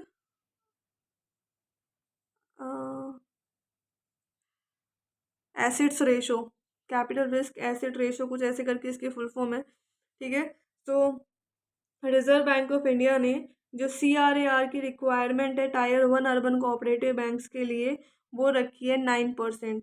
ठीक है, 9% रखी है रिजर्व बैंक ऑफ इंडिया ने टायर 1 कैटेगरी के अर्बन कोऑपरेटिव बैंक्स के लिए CRAR की रिक्वायरमेंट। और जो बाकी अर्बन कोऑपरेटिव बैंक्स है अदर टायर्स में, उनका जो मिनिमम कैपिटल एडिक्वेसी रेशो है उसके लिए रखा है 12%। ठीक है, 12% रखा है सारे के सारे अर्बन कोऑपरेटिव बैंक जो दूसरी कैटेगरी के हैं, 12%, जिससे वो अपने कैपिटल स्ट्रक्चर्स को इन्हेंस कर सकें। और एक एक्सपर्ट कमेटी बनाई गई है जिसको हेड कौन कर रहा है, रिजर्व बैंक ऑफ इंडिया के deputy governor NS Vishwanathan has made a host of recommendation for strengthening of urban cooperative banks. तो अर्बन कोऑपरेटिव बैंक्स को इन्हेंस करने के लिए, स्ट्रेंथन करने के लिए एक रिकमेंडेशन तैयार की है एक्सपर्ट कमेटी ने, और जिसको हेड कौन कर रहे हैं, headed by RBI governor NS Vishwanathan. Fine, next news है वर्ल्ड चेस्ट डे से रिलेटेड। तो जो वर्ल्ड चेस्ट डे है, जिसे इंटरनेशनल चेस डे भी बोला जाता है, ठीक है, वर्ल्ड चेस डे बोल लो या फिर इंटरनेशनल चेस डे बोल लो, इंटरनेशनल चेस डे, ये ऑब्जर्व किया जाता है अक्रॉस द ग्लोब ऑन 20 जुलाई। ठीक है, 20 जुलाई को यूनाइटेड नेशन द्वारा वर्ल्ड चेस डे ऑब्जर्व किया जाता है across the globe and it recognise the important role of chess as an affordable and inclusive activity. ठीक है, एक अफोर्डेबल और इंक्लूसिव एक्टिविटी में चेस का क्या इम्पोर्टेंट रोल रहता है उसको रिकॉग्नाइज करने के लिए ये डे ऑब्जर्व किया जाता है। फाइन, और जो इस बारी वाला है, इस बार इसकी 98th एनिवर्सरी मनाई जा रही है, 98th एनिवर्सरी मनाई जा रही है। और किसकी एनिवर्सरी मनाई जा रही है, इंटरनेशनल चेस फेडरेशन की। ठीक है, इंटरनेशनल चेस फेडरेशन की 98th एनिवर्सरी का ऑब्जर्वेंस मार्क किया जा रहा है इस 20 जुलाई 2022 को। फाइन, और जो सबसे पहला united nation recognised world chess day था वो ऑब्जर्व किया गया था 20 जुलाई 2020 में। और उसके बाद जो फीडे है, फाइन, फीडे, क्योंकि इंटरनेशनल चेस फेडरेशन फीडे पूरा नाम इसका ये है ना, तो जो फीडे के प्रेसिडेंट है उनका नाम क्या है, Arkady Dvorkovich. Arkady Dvorkovich is the president of FIDE और हेडक्वार्टर कहाँ पे है? Lausanne Switzerland. लुसेन स्विट्जरलैंड में हेडक्वार्टर है इंटरनेशनल चेस फेडरेशन फीडे का। अब चलते हैं आगे, न्यूज़ नंबर 27। सो 27th न्यूज़ है, Bhupender Yadav who is the union minister of ministry of environment forest and climate change. Bhupender Yadav जो minister of environment forest and climate change के यूनियन मिनिस्टर हैं, और उनके साथ में मिसेस नितुम्बो नंदी जो डिप्यूटी प्राइम मिनिस्टर है नामीबिया की। देखिए ये इम्पोर्टेंट हो जाता है, नामीबिया इन्वॉल्व है। सो डिप्यूटी प्राइम मिनिस्टर नामीबिया की, और जिनका नाम है मिसेस नितुम्बो नंदी, ठीक है। उन्होंने Bhupendra Yadav who is the union minister of ministry of environment forest and climate change, एक मेमोरेंडम ऑफ अंडरस्टैंडिंग साइन हुआ है इन दोनों के बीच में। किस लिए हुआ है? वाइल्ड लाइफ कंजर्वेशन से related and sustainable biodiversity utilisation. So wildlife का कंजर्वेशन सस्टेनेबल होना चाहिए, कंजर्वेशन के लिए ये मेमोरेंडम ऑफ अंडरस्टैंडिंग साइन हुआ है, और जो बायोडाइवर्सिटी का यूटिलाइजेशन है वो सस्टेनेबल होना चाहिए, इसीलिए मेमोरेंडम ऑफ अंडरस्टैंडिंग साइन हुआ है। और ये मेमोरेंडम ऑफ अंडरस्टैंडिंग चीता अलाउ करेगा किसको? इंडिया को। बेसिकली किस लिए, मतलब इस मेमोरेंडम ऑफ अंडरस्टैंडिंग से इंडिया के पास चीता आएंगे, और why because and also for historic री इंट्रोडक्शन, ठीक है। और ये री यूनिक इंटर कॉन्टिनेंटल ट्रांसलोकेशन है, ये फर्स्ट टाइम हो रहा है इंडिया में। सो मेमोरेंडम ऑफ अंडरस्टैंडिंग इसीलिए साइन हुआ था कि चीता नामीबिया से इंडिया में आ सके, और ये पूरा एक हिस्टोरिक रिप्रेजेंटेशन हो रहा है, और फर्स्ट टाइम ऐसा हो रहा है कि यूनिक इंटर कॉन्टिनेंटल ट्रांसलोकेशन हो रहा है एनिमल्स का, यूनिक इंटर कॉन्टिनेंटल ट्रांसलोकेशन हो रहा है, that is a great big thing, ठीक है। अब चलते हैं नेक्स्ट न्यूज़ पर, news number 28। So Suman Bery who is the vice chancellor of NITI Aayog, जो नीति आयोग की नीति आयोग के वाइस चांसलर है, ठीक है, national institution for transforming India, release किया है थर्ड एडिशन, ठीक है, third edition of India innovation index 2021। India innovation index के थर्ड एडिशन को रिलीज़ किया है सुमन बेरी ने, who is the vice chancellor of NITI आयोग। ये इम्पोर्टेंट है कि कौन सा एडिशन है और कहाँ पे किया है, ये नीति भवन में जो नई दिल्ली में है। अब जो ये इंडेक्स आया, अब ऑब्वियसली ये इंडेक्स आया था, कुछ रैंकिंग होगी, कुछ टॉप के होंगे, कुछ लास्ट में होंगे। तो Karnataka has top the major states category. So major states की कैटेगरी को टॉप करने वाला स्टेट कर्नाटका है, फाइन। और सेकंड पोजीशन पे तेलंगाना आया है, थर्ड पोजीशन पे हरियाणा आया है। ये था मेजर स्टेट्स की बात। अब बात करते हैं जितने भी नॉर्थ ईस्टर्न हिली स्टेट्स है, ठीक है, नॉर्थ ईस्टर्न हिली स्टेट्स है, उसमें मणिपुर जो है वो बेस्ट परफॉर्मर रहा है नॉर्थ ईस्टर्न हिली स्टेट्स में। और सेकंड पोजीशन पे उत्तराखंड है, थर्ड पोजीशन पे मेघालय है। तो सेकंड पोजीशन पे उत्तराखंड, थर्ड पोजीशन पे मेघालय। और अगर बात करें यूनियन टेरिटरीज़ की, ओके, और सिटीज़ की और स्टेट्स की, तो उस कैटेगरी में चंडीगढ़ टॉप पे रहा है, और सेकंड पोजीशन पे दिल्ली रहा है, ठीक है। हर साल नीति आयोग और उसके साथ मिलकर के नॉलेज पार्टनर, वो which is this knowledge partner, the institute for competitiveness, ठीक है, नाम क्या है नॉलेज पार्टनर का? Institute for competitiveness. ये इंडिया इनोवेशन इंडेक्स को पब्लिश करते हैं, फाइन। अब चलते हैं नेक्स्ट न्यूज़ पर, न्यूज़ नंबर 29।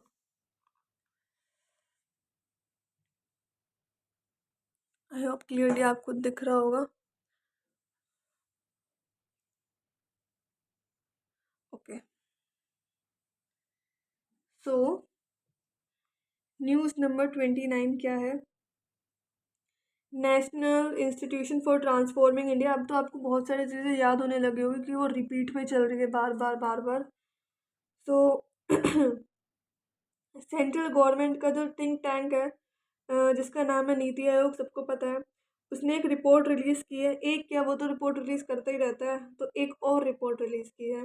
तो रिपोर्ट रिलीज़ की है डिजिटल बैंक्स पर, ठीक है, रिपोर्ट्स ऑन डिजिटल बैंक्स।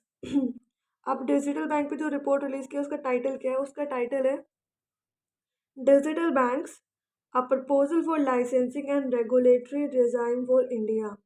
एक प्रपोजल लाइसेंसिंग का और साथ साथ में regulatory regimes for India, India के लाइसेंसिंग के लिए और रेगुलेटरी रिजाइम्स के लिए एक प्रपोजल है। क्या है वो प्रपोजल? वो digital bank is the proposal. So digital bank, a proposal for licensing and regulatory regimes for India, ये रिलीज़ किया है नीति आयोग ने। और ये ऑफ़र करता है, टैम्पलेट ऑफ़र करता है, ऑल्सो रोड मैप ऑफ़र करता है इंडिया में रेगुलेटरी रिजाइम्स के लिए और लाइसेंसिंग के लिए। और इस रिपोर्ट को रिलीज़ किया है नीति आयोग ने, जो मैंने पता नहीं 1000 बार बोल लिया। और यस, दैट इज़ इट। और हमें पता है नीति आयोग के वाइस चांसलर कौन है? सुमन बेरी है। और चीफ एग्जीक्यूटिव ऑफिसर कौन है? Parameswaran Iyer. Parameswaran Iyer is the chief executive officer and vice chancellor कौन है? Suman Bery. Suman Bery is the vice chancellor. Fine, okay. और एज पर द रिपोर्ट क्या बोला गया है? डिजिटल बिजनेस बैंक को ज़रूरत हो सकती है कि वो अराउंड 20 करोड़ का जो मिनिमम पेड अप कैपिटल है वो रिस्ट्रिक्टेड फेज में लेकर आ सके। So digital business bank, this is business, digital business bank may be required to bring in the 20 crore rupees का minimum paid up capital restricted phase में, ठीक है, इन रिस्ट्रिक्टेड फेज। अब चलते हैं नेक्स्ट न्यूज़ पर, news number 30। So, Union Cabinet of India, which is chaired by Prime Minister Modi ji, approved the signing of Memorandum of Understanding in the field of judicial cooperation between India and the Judicial Service Corporation of Maldives. So, Union Cabinet chaired by PM Modi, उन्होंने approval दिया है एक memorandum of understanding का। कौन से field में? Judicial cooperation के field में। और ये किस किस के बीच में हो रहा है? इंडिया के बीच में हो रहा है, और साथ साथ में judicial services commission of Republic of Maldives, तो इसकी फुल फॉर्म है judicial services commission of Maldives में ये कॉपरेशन हुआ है। वाई? बेसिकली किस लिए हुआ है? जिससे वो नॉलेज एक्सचेंज कर सके, टेक्नोलॉजी एक्सचेंज कर सके जुडिशियल फील्ड में और लीगल एरियाज़ में, ठीक है। And also they can also further the objective of neighbouring first policy. जो ये पॉलिसी चल रही है कि नेबर फर्स्ट, उस पॉलिसी को फर्दर इंक्रीज किया जा सके, इसीलिए भी ये मेमोरेंडम ऑफ अंडरस्टैंडिंग साइन हुआ है। और ये 8th एग्रीमेंट है जो इंडिया ने साइन किया है किसी ऐसी कंट्री के साथ, मतलब दूसरी कंट्री के साथ, in the field of judicial cooperation. So judicial cooperation में इंडिया बहुत सारे मेमोरेंडम ऑफ अंडरस्टैंडिंग साइन कर रहा है, तो ये 8th एग्रीमेंट है। अब चलते हैं next news is news number 31। So airport authority of India जो लेह में है, ठीक है, airport authority of Leh airport in Ladakh is being build as, इसे बनाया जा रहा है, जो airport authority of India Leh में बन रहा है, ये एयरपोर्ट, लेह का एयरपोर्ट बनाया जा रहा है लद्दाख में। ये इंडिया का पहला कार्बन न्यूट्रल एयरपोर्ट होगा, ठीक है। इसको बनाया जा रहा है इंडिया का पहला carbon neutral airport, India's first carbon neutral airport. इसमें क्या हो रहा है? जियोथर्मल सिस्टम को किसके साथ मिला करके? सोलर फोटोवोल्टाइक प्लांट के साथ हाइब्रिडाइजेशन के जरिए जरिए तो जियोथर्मल सिस्टम के ने कोलैबोरेट किया है सोलर फोटोवोल्टाइक प्लांट के साथ, और ये इसको प्रोवाइड किया जाएगा न्यू एयरपोर्ट टर्मिनल बिल्डिंग में, ठीक है। न्यू एयरपोर्ट की जो टर्मिनल बिल्डिंग होगी उसमें इसको प्रोवाइड किया जाएगा हीटिंग एंड कूलिंग पर्पसेस के लिए, हीटिंग पर्पस के लिए और कूलिंग पर्पस के लिए। और ये जो सिस्टम है पूरा, ये कैसे काम करेगा? देखिए ऐसे काम करेगा कि जो हीट होगी एयर के बीच में और ग्राउंड के बीच में, ठीक है, उसको ये एक्सचेंज करेगा, क्योंकि वो हीट पंप यूज़ करेगा स्पेस हीटिंग के लिए और कूलिंग के लिए, ठीक है, और वाटर हीटिंग के लिए। इससे क्या होगा, जो हीट होगी ग्राउंड और ग्राउंड और क्या बोलते हैं एयर के बीच में, उसको वो रिमूव कर देगा हीट पंप का यूज़ करके। और इसका इस पूरे के पूरे प्रोसेस का मेन फीचर यही है कि जो नेचुरल एग्जिस्टिंग हीट है, ठीक है, जो नेचुरली एग्जिस्ट करती है हीट, उसको वो कंसंट्रेट कर रहे हैं, उसको वो यूज़ कर रहे हैं, और उसको यूज़ करके उसको पूरा का पूरा एक कार्बन न्यूट्रल एयरपोर्ट बना रहे हैं। अब चलते हैं नेक्स्ट न्यूज़ पर, news number 32। So, European Investment Bank, that is the leading arm of European Union.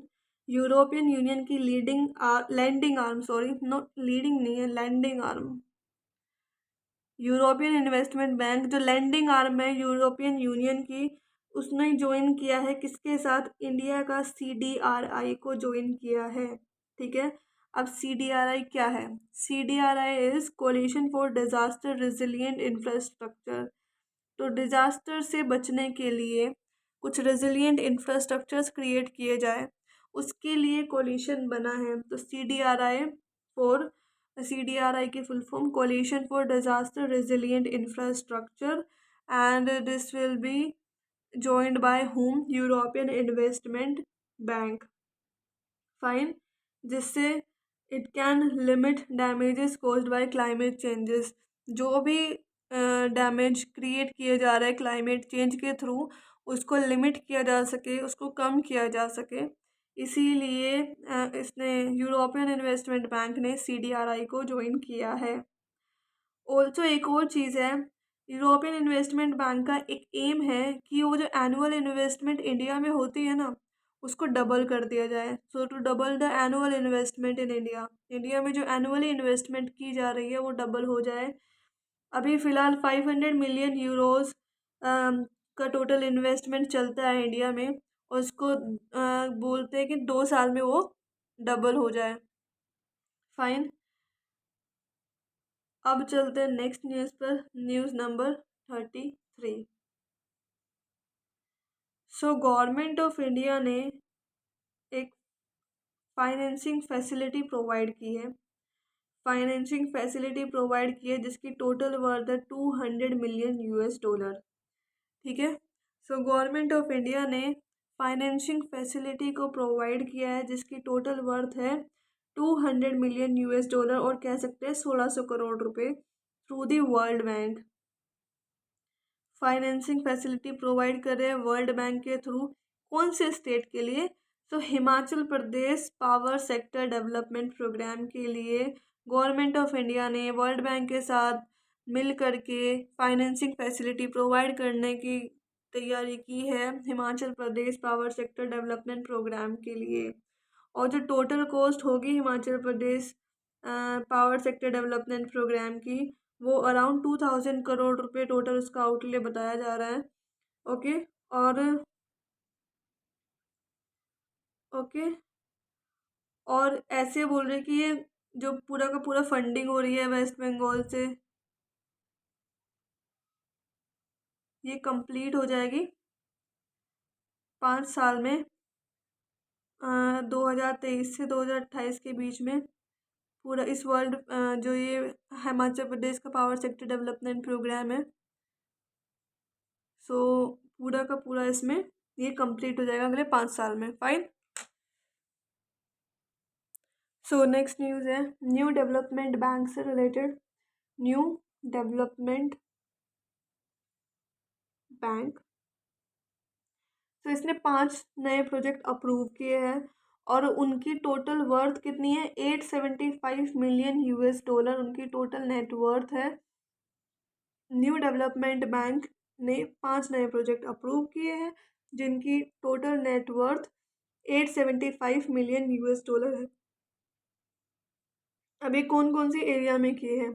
Water में किए हैं, सैनिटेशन के एरिया में किए हैं, इको टूरिज्म के एरिया में किए हैं और ट्रांसपोर्टेशन के एरिया में किए हैं। ठीक है, तो इन एरियाज़ में 5 नए प्रोजेक्ट लॉन्च किए हैं न्यू डेवलपमेंट बैंक ने और जिनकी टोटल वर्थ $875 मिलियन है। और ये बेसिकली ये इन्वेस्टमेंट जो है वो सपोर्ट करेगी, अ, मतलब इसमें जैसे ब्राज़ील हुआ, चाइना हुआ एंड इंडिया का जो सस्टेनेबल डेवलपमेंट गोल्स के टूवर्ड्स उनका जो कमिटमेंट है, तो ये इन्वेस्टमेंट उस कमिटमेंट को सपोर्ट करेगी, ब्राज़ील, चाइना एंड इंडिया। सो जैसे ब्राज़ील में क्या होगा, new development bank 300 million US dollar का प्रोजेक्ट बना रहा है।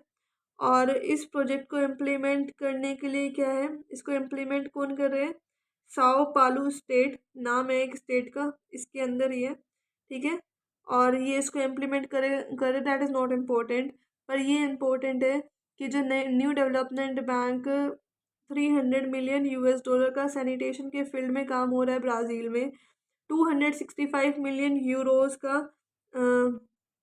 यूरो का, और बेसिकली किसके लिए, इंटरनेशनल एयरपोर्ट के एक्सपेंशन के लिए, उसके लिए हो रहा है, वर्क हो रहा है चाइना में। और इंडिया में 79 मिलियन US डॉलर का हो रहा है Meghalaya eco tourism and infrastructure development project में।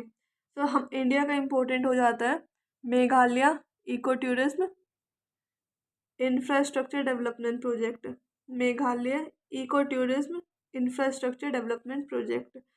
अब चलते हैं न्यूज़, नेक्स्ट न्यूज़ पर, news number 35। So news is financial services institution bureau. Financial services institution bureau ने Raj Kiran Rai ji, who is the former managing director of Union Bank of India, उनको position दी है as the managing director of NaBFID. तो राज किरण राय जी जो farmer managing director रह चुके हैं union Bank of India में, उनको अभी मैनेजिंग डायरेक्टर बना दिया गया है नैबफिड का। ठीक है, अभी नैबफिड है क्या, national Bank for Financial infrastructure and development, national Bank for Financial infrastructure and development. देखिए मैं फुल फॉर्म लिख देती हूँ, national Bank for national Bank for financing infrastructure and development. So financial services institution bureau ने राज किरण राय जी को managing director बना दिया है National Bank for Financial Infrastructure financing infrastructure and development. Fine, और he is the first ever candidate to be recommended by financial services institution bureau. तो financial services institution bureau की तरफ से पहले मेंबर है और पहले ऐसे कैंडिडेट है जिनको रिकमेंड किया गया है और इनकी पहली रिकमेंडेशन थी अपॉइंटमेंट के लिए। फाइन, एंड जो फाइनेंशियल सर्विसेज इंस्टीट्यूशन ब्यूरो है, इसका काम अभी वही काम हो गया जो बैंक बोर्ड ऑफ ब्यूरो का था और बैंक बोर्ड ब्यूरो का था, और उसमें होल टाइम मेंबर का अपॉइंटमेंट, एग्जीक्यूटिव डायरेक्टर्स का अपॉइंटमेंट, तो ये सारे के सारे अभी उसके लिए recommendation financial services institution bureau दिया करेगा। सो फर्स्ट टाइम ऐसा हुआ और उसी में राज किरण राय जी को अपॉइंटमेंट किया गया है इनके through. Okay, also what is the aim of NAPFID. देखिए ये तो न्यूज़ हमारी कंप्लीट हो गई कि ये newly created development financial institution है, डेवलपमेंट फाइनेंशियल इंस्टीट्यूशन है। ठीक है, सो इनका पूरा का पूरा एम क्या है, जो ये नैपफिड है इसका एम है सपोर्ट करना लॉन्ग टर्म इंफ्रास्ट्रक्चर फाइनेंसिंग को। तो इंफ्रास्ट्रक्चर फाइनेंसिंग जो लंबे टाइम के लिए होती है उसके डेवलपमेंट को सपोर्ट करना ही इसका पूरा प्रॉपर एम है। सो नेक्स्ट न्यूज़ है, पीएम मोदी ने अनवील किया है, क्या अनवील किया है, पायलट लेस ड्रोन, ठीक है, उसमें पायलट नहीं होगा। पायलट लेस ड्रोन अनवील किया है पीएम मोदी ने, और उस ड्रोन का नाम है वरुणा। क्या नाम है इस ड्रोन का? वरुणा। और ये इंडिया का first indigenous human passenger drone है। ये इंडिया का पहला इंडिजीनियस, जो इंडिया में ही बना है, ह्यूमन पैसेंजर ड्रोन है, ठीक है। और इसको अनवील कब किया? इसको अनवील किया डॉक्टर अंबेडकर इंटरनेशनल सेंटर में। एक सेमिनार चल रहा था, और सेमिनार का नाम था naval innovation and indigenisation organisation, ठीक है। नेवल इनोवेशन लिख देती हूँ, नेवल इनोवेशन, नेवल इनोवेशन कुछ होना चाहिए, एंड इंडिजिनाइजेशन, इंडिजिनाइजेशन, ठीक है, ऑर्गेनाइजेशन, सेमिनार। सो ये सेमिनार चल रहा था उसके टाइम पे, और ये सेमिनार चल रहा था डॉक्टर अंबेडकर इंटरनेशनल सेंटर में, नई दिल्ली में। उस टाइम पे उन्होंने ये अनवील किया है पायलट लेस ड्रोन, जिसका नाम है वरुण। और इसको एक स्टार्टअप ने डेवलप किया है, ठीक है। उस स्टार्टअप का नाम है सागर डिफेंस इंजीनियरिंग, ठीक है। इस स्टार्टअप का नाम है सागर डिफेंस इंजीनियरिंग। इसने इसको डेवलप किया है, और इसमें टोटल कैपेसिटी है कि एक ह्यूमन को अपने अंदर कैरी कर सकता है। So it has the capacity of carrying one human inside, fine, okay. और जो सेमिनार था ना, इसका नाम भी था। अब उस सेमिनार का नाम क्या था? सेमिनार का नाम था स्वावलंबन, स्वावलंबन, ओके। और वन मोर इम्पोर्टेंट थिंग, कि जो ये वरुण है, इसकी रेंज 25 किलोमीटर लॉन्ग है, और इसमें जो कैरिंग कैपेसिटी है, पेलोड को कितना कैरी कर सकता है, वो 130 kg उसकी कैरिंग कैपेसिटी है, ओके। और उसका जो फ्लाइट टाइम है, वो 25 से 33 मिनट के बीच में उसका फ्लाइट टाइम चलता है, ओके। अब चलते हैं आगे। हमने 36 तक कंप्लीट कर लिए, टोटल 60 होंगे। So let's move on to next news. अभी आपको क्लियरली दिख रहा होगा। सो आगे चलते हैं। न्यूज़ नंबर 37 न्यूज़ है। इंटरनेशनल मून डे 2022 ऑब्जर्व किया गया है अक्रॉस द ग्लोब। कौन से दिन? तो इसको ऑब्जर्व कौन करता है? पहली बात तो by united nation. United nation observe करता है इंटरनेशनल मून डे, और ये first ever international moon day observe across the globe by the united nation. और इसका थीम क्या है? इसका थीम है, अभी थीम रुको, पहले ये देख लो कि ये मनाया कब जाता है और ऑब्जर्व कब किया जाता है। ऑब्जर्व किया जाता है 20 जुलाई, यानी कि 20 जुलाई को ये दिन ऑब्जर्व किया जाता है, फाइन, इतना क्लियर हुआ। और to commemorate the anniversary of first landing of lunar surface by humans. So lunar surface पे पहली बार जब ह्यूमंस की लैंडिंग हुई, उसकी एनिवर्सरी को कमेमोरेट करने के लिए, सेलिब्रेट करने के लिए इंटरनेशनल मून डे ऑब्जर्व किया गया है, जाता है। और ये फर्स्ट टाइम ऐसा हो रहा है कि ऑब्जर्व किया गया है, ठीक है। और जब पहली बार लैंडिंग हुई थी ह्यूमंस की लूनार सरफेस पे, मून के सरफेस पे, तो वो हुई थी 20 जुलाई 1969 को। सो 20 जुलाई 1969 को फर्स्ट टाइम इसकी लैंडिंग हुई थी। और with the United state Apollo 11 mission, किसके साथ में? यूनाइटेड नेशन अपोलो 11 मिशन हुआ था, उसके उस टाइम पे पहली बार लैंडिंग हुई थी। अब जो थीम है, ठीक है, I think I forgotten the theme here, yes. So international moon day का जो थीम है ल्यूनार एक्सप्लोरेशन,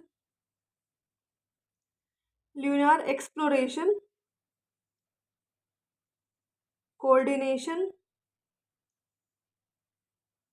एंड सस्टेनेबिलिटी, सो ये थीम है इंटरनेशनल मून डे का। So lunar exploration, coordination and sustainability. I am repeating it again. Lunar exploration, coordination and sustainability. Fine. अब चलते हैं आगे। ये हमारा इंटरनेशनल मून डे खत्म। Next news is news number 38. So the president of COP26, COP26 के president जिनका नाम है Alok Sharma, was on a visit to India. वो इंडिया आए थे। He was on a visit. Okay. And COP का मीनिंग है conference of parties. The full form of COP is conference of parties. और उन्होंने ये डे ऑब्जर्व किया 21 से लेके सॉरी, जो विजिट थी उनकी वो 21-22 जुलाई को थी। ठीक है, 21-22 जुलाई को उनकी ये विजिट थी। उस टाइम पे नीति आयोग ने दो बहुत इम्पोर्टेंट नीति आयोग ने दो बहुत significant United kingdom NITI Aayog collaborative initiative launch किए। सो United kingdom NITI Aayog collaborative initiative launch किए। अब वो कौन कौन से थे? पहला था e Amrit. First one was e Amrit. So e Amrit की फुल फॉर्म है accelerated e mobility revolution for India's transportation. India के ट्रांसपोर्टेशन के लिए accelerated e mobility revolution accelerated e mobility revolution for India's transportation is the full form of e Amrit. Okay. And it was a mobile application. ठीक है, ये एक mobile application है to raise awareness on electric mobility के बारे में awareness create करने के लिए ये एक मोबाइल एप्लीकेशन है। दूसरी चीज़ जो है इसी में ही वो है report on advanced chemistry cell battery reuse and recycling market in India. So ये रिपोर्ट भी रिलीज़ की गई है, लॉन्च की गई है, advance chemistry cell battery reuse. जो एडवांस केमिस्ट्री की सेल बैटरी का रीयूज़ होना चाहिए और जो रिसाइकलिंग मार्केट है इंडिया में। ठीक है, फाइन। तो ये दो इनिशिएटिव लॉन्च किए गए और लॉन्च किए हैं वाइस चेयरमैन ऑफ नीति आयोग सुमन बेरी और चीफ एग्जीक्यूटिव ऑफिसर परमेश्वर अय्यर। बहुत बार आ चुका है इनका नाम। अब चलते हैं नेक्स्ट न्यूज़ पर। Next is doctor Mansukh Mandaviya, who is the union ministry of chemical and fertilisers. So minister of chemicals and fertiliser. So he is the Union Minister of Ministry of Chemicals and Fertilizer, Mansukh Mandviya ji formally introduced सब 3 schemes। एक formal तरीके से 3 सब schemes को introduce किया है जिससे वो MSME सेक्टर को इंक्रीज कर सके और स्ट्रेंथन कर सके इन द फार्मास्यूटिकल इंडस्ट्री। ठीक है, फार्मास्यूटिकल इंडस्ट्री में micro small and medium enterprises को मजबूत बनाने के लिए 3 सब स्कीम्स लॉन्च की गई है, इंट्रोड्यूस की गई है बाय मानसुख मांडविया जी। फाइन। और ये कौन से स्कीम के अंदर हुआ है? Under the parental scheme that is strengthening pharmaceutical industry parent scheme है, इसके अंदर ये इनिशिएटिव लिया गया है। और जो सिडबी है that is small industries development bank of India, it will serve as the project management consultant.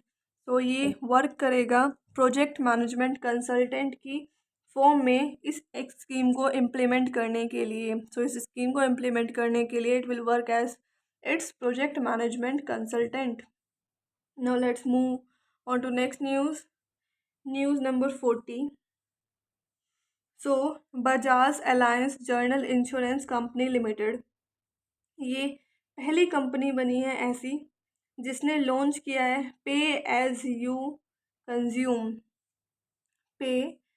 You consume launch करने वाली पहली कंपनी बनी है। Bajaj Allianz general insurance company limited became first company to launch pay as you consume और ये एक motor insurance cover है जो वर्क करेगा insurance regulatory development authority of India के सैंडबॉक्स रेगुलेशन में। ठीक है, ये एक मोटर इंश्योरेंस कवर है, मैं लिख देती हूँ। मोटर इंश्योरेंस कवर है जो काम करता है under insurance regulatory development authority of India sandbox regulation के अंदर ये काम करेगा। अब आ जाते हैं नेक्स्ट न्यूज़ पर। और बेसिकली इसमें क्या है, इसमें मैं बता देती हूँ इसमें क्या है कि इसमें ये है कि जितना व्हीकल का यूज़ होगा उस बेसिस पर इंश्योरेंस का कवरेज आएगा कि कितना किलोमीटर वो व्हीकल चला है, उस हिसाब से प्रीमियम कैलकुलेट की जाएगी। अब ऐसे नहीं होगा कि 2 साल से गाड़ी खड़ी है घर में और उसका हम प्रीमियम भरे जा रहे हैं या फिर उसका इंश्योरेंस करवा रखा है जैसे भी है, तो अननेसेसरी हम उसमें पैसा लग रहा है जब पता है कि व्हीकल चल ही नहीं रहा है। तो उस केस इसीलिए ये ऐसा मोटर इंश्योरेंस कवर है जिसमें ये हम फाइंड आउट कर सकते हैं कि वो व्हीकल कितना चला है और उस बेस पे प्रीमियम बनाई जा रही है, उस बेस पे पूरा उसका इंश्योरेंस का कवर रेडी किया जा रहा है। फाइन, अब चलते हैं नेक्स्ट न्यूज़ पर, news number 41। So ADB, that is Asian development bank, in its Asian development outlook, अपने एशियन डेवलपमेंट आउटलुक में उन्होंने, एशियन डेवलपमेंट बैंक ने इकोनॉमिक ग्रोथ फोरकास्ट कम कर दिया है इंडिया के लिए टू 7.2% कर दिया 22-23 में, from 7.5%। Earlier forecast was 7.5% for the financial year 22-23, but now it has been downgraded to 7.2% for financial year 22-23. Okay, and yes, that is it. Why? Because there is high inflation, monetary tightening is here. That is the reason why it has downgraded this percentage of economic growth. और for financial year के लिए भी उन्होंने कम की है, अभी 7.8% की है फॉर फाइनेंशियल ईयर 23-24 के लिए, पहले 8% कर रखी थी। ओके, और जो इन्फ्लेशन की फोरकास्ट थी उसको बढ़ा दिया गया है, अभी क्या किया है 6.7% कर दिया है नाउ, जो पहले 5.8% था। तो इन्फ्लेशन की फोरकास्ट को भी बढ़ाया गया है। ओके,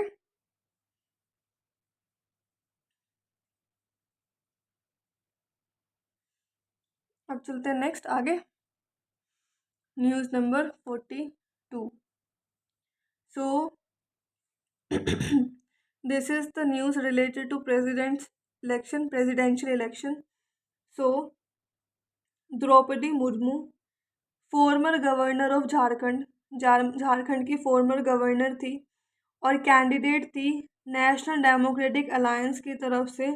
वो इंडिया की 15th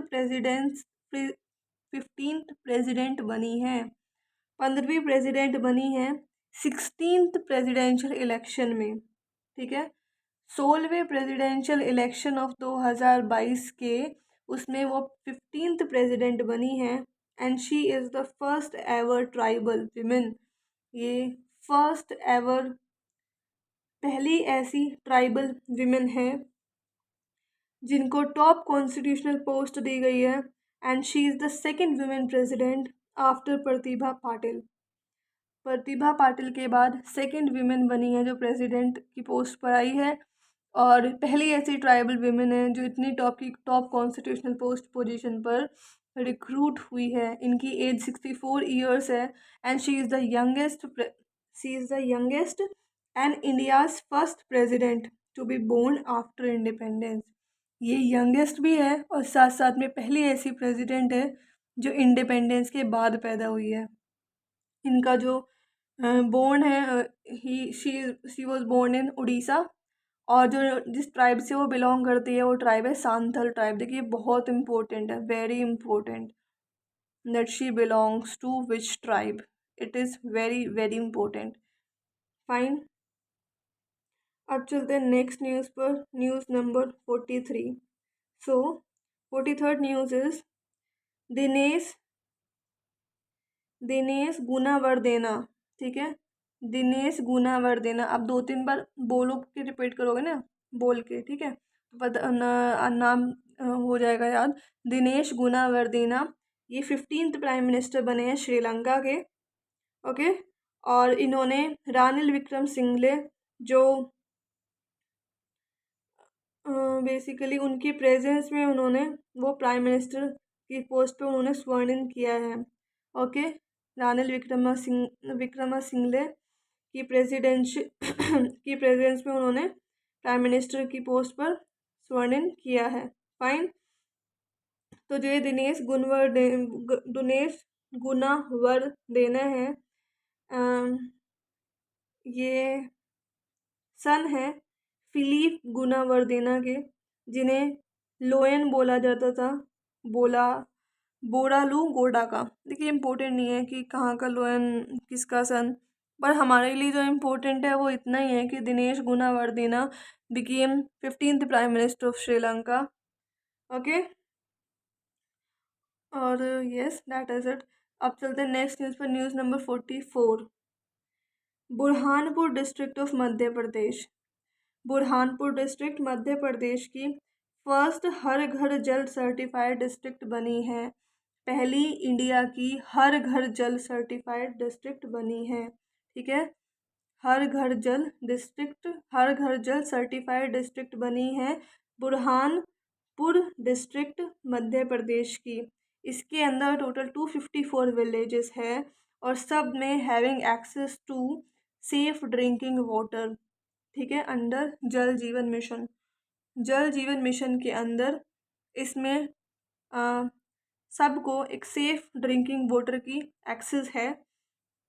ओके, और जल जीवन मिशन के अंदर ऐसा है, और ये अनाउंस किया है किसने? मिनिस्ट्री ऑफ जल शक्ति ने। It was announced by ministry of जल शक्ति। अब चलते हैं नेक्स्ट। बुरहानपुर जो है उसे दरवाजा ऑफ दक्षिण भी बोला जाता है, दरवाजा ऑफ दक्षिण। ठीक है, बुरहानपुर डिस्ट्रिक्ट को बोला जाता है दरवाजा ऑफ दक्षिण। ओके, और गेटवे ऑफ डिकेन भी बोला जाता है। और अभी तक 3 ऐसे स्टेट है, गोवा है, तेलंगाना है एंड हरियाणा है। उसके साथ साथ में 3 यूनियन टेरेटरीज है, Andaman and Nicobar, Dadra and Nagar Haveli, Dadra and Daman and Diu. ठीक है, दमन and Diu, Dadra and Nagar Haveli and Puducherry. वो ऐसे स्टेट्स और यूनियन टेरेटरीज है जिनके पास 100% वाटर कवरेज है, 100% टैप वाटर कवरेज है। ठीक है, सो अभी तक इतने ही स्टेट्स और यूनियन टेरेटरीज ऐसा कर पाने में सक्सेसफुल हुए हैं। अब चलते हैं नेक्स्ट न्यूज़ पर, न्यूज़ नंबर 45। 15 और बाकी है। तो इंडिया की first of its kind brain health clinic, पहला अपने आप जैसा ब्रेन हेल्थ क्लिनिक इनोग्रेट किया है कर्नाटका के हेल्थ मिनिस्टर ने, जिनका नाम है के सुधाकर। कहाँ पे? बेंगलुरु कर्नाटका में। कर्नाटका के बेंगलोर शहर में ब्रेन हेल्थ सेंटर इनोग्रेट किया गया है, और ये इस्टेब्लिश किया है स्टेट हेल्थ डिपार्टमेंट ने ही किया है। ठीक है, ओके।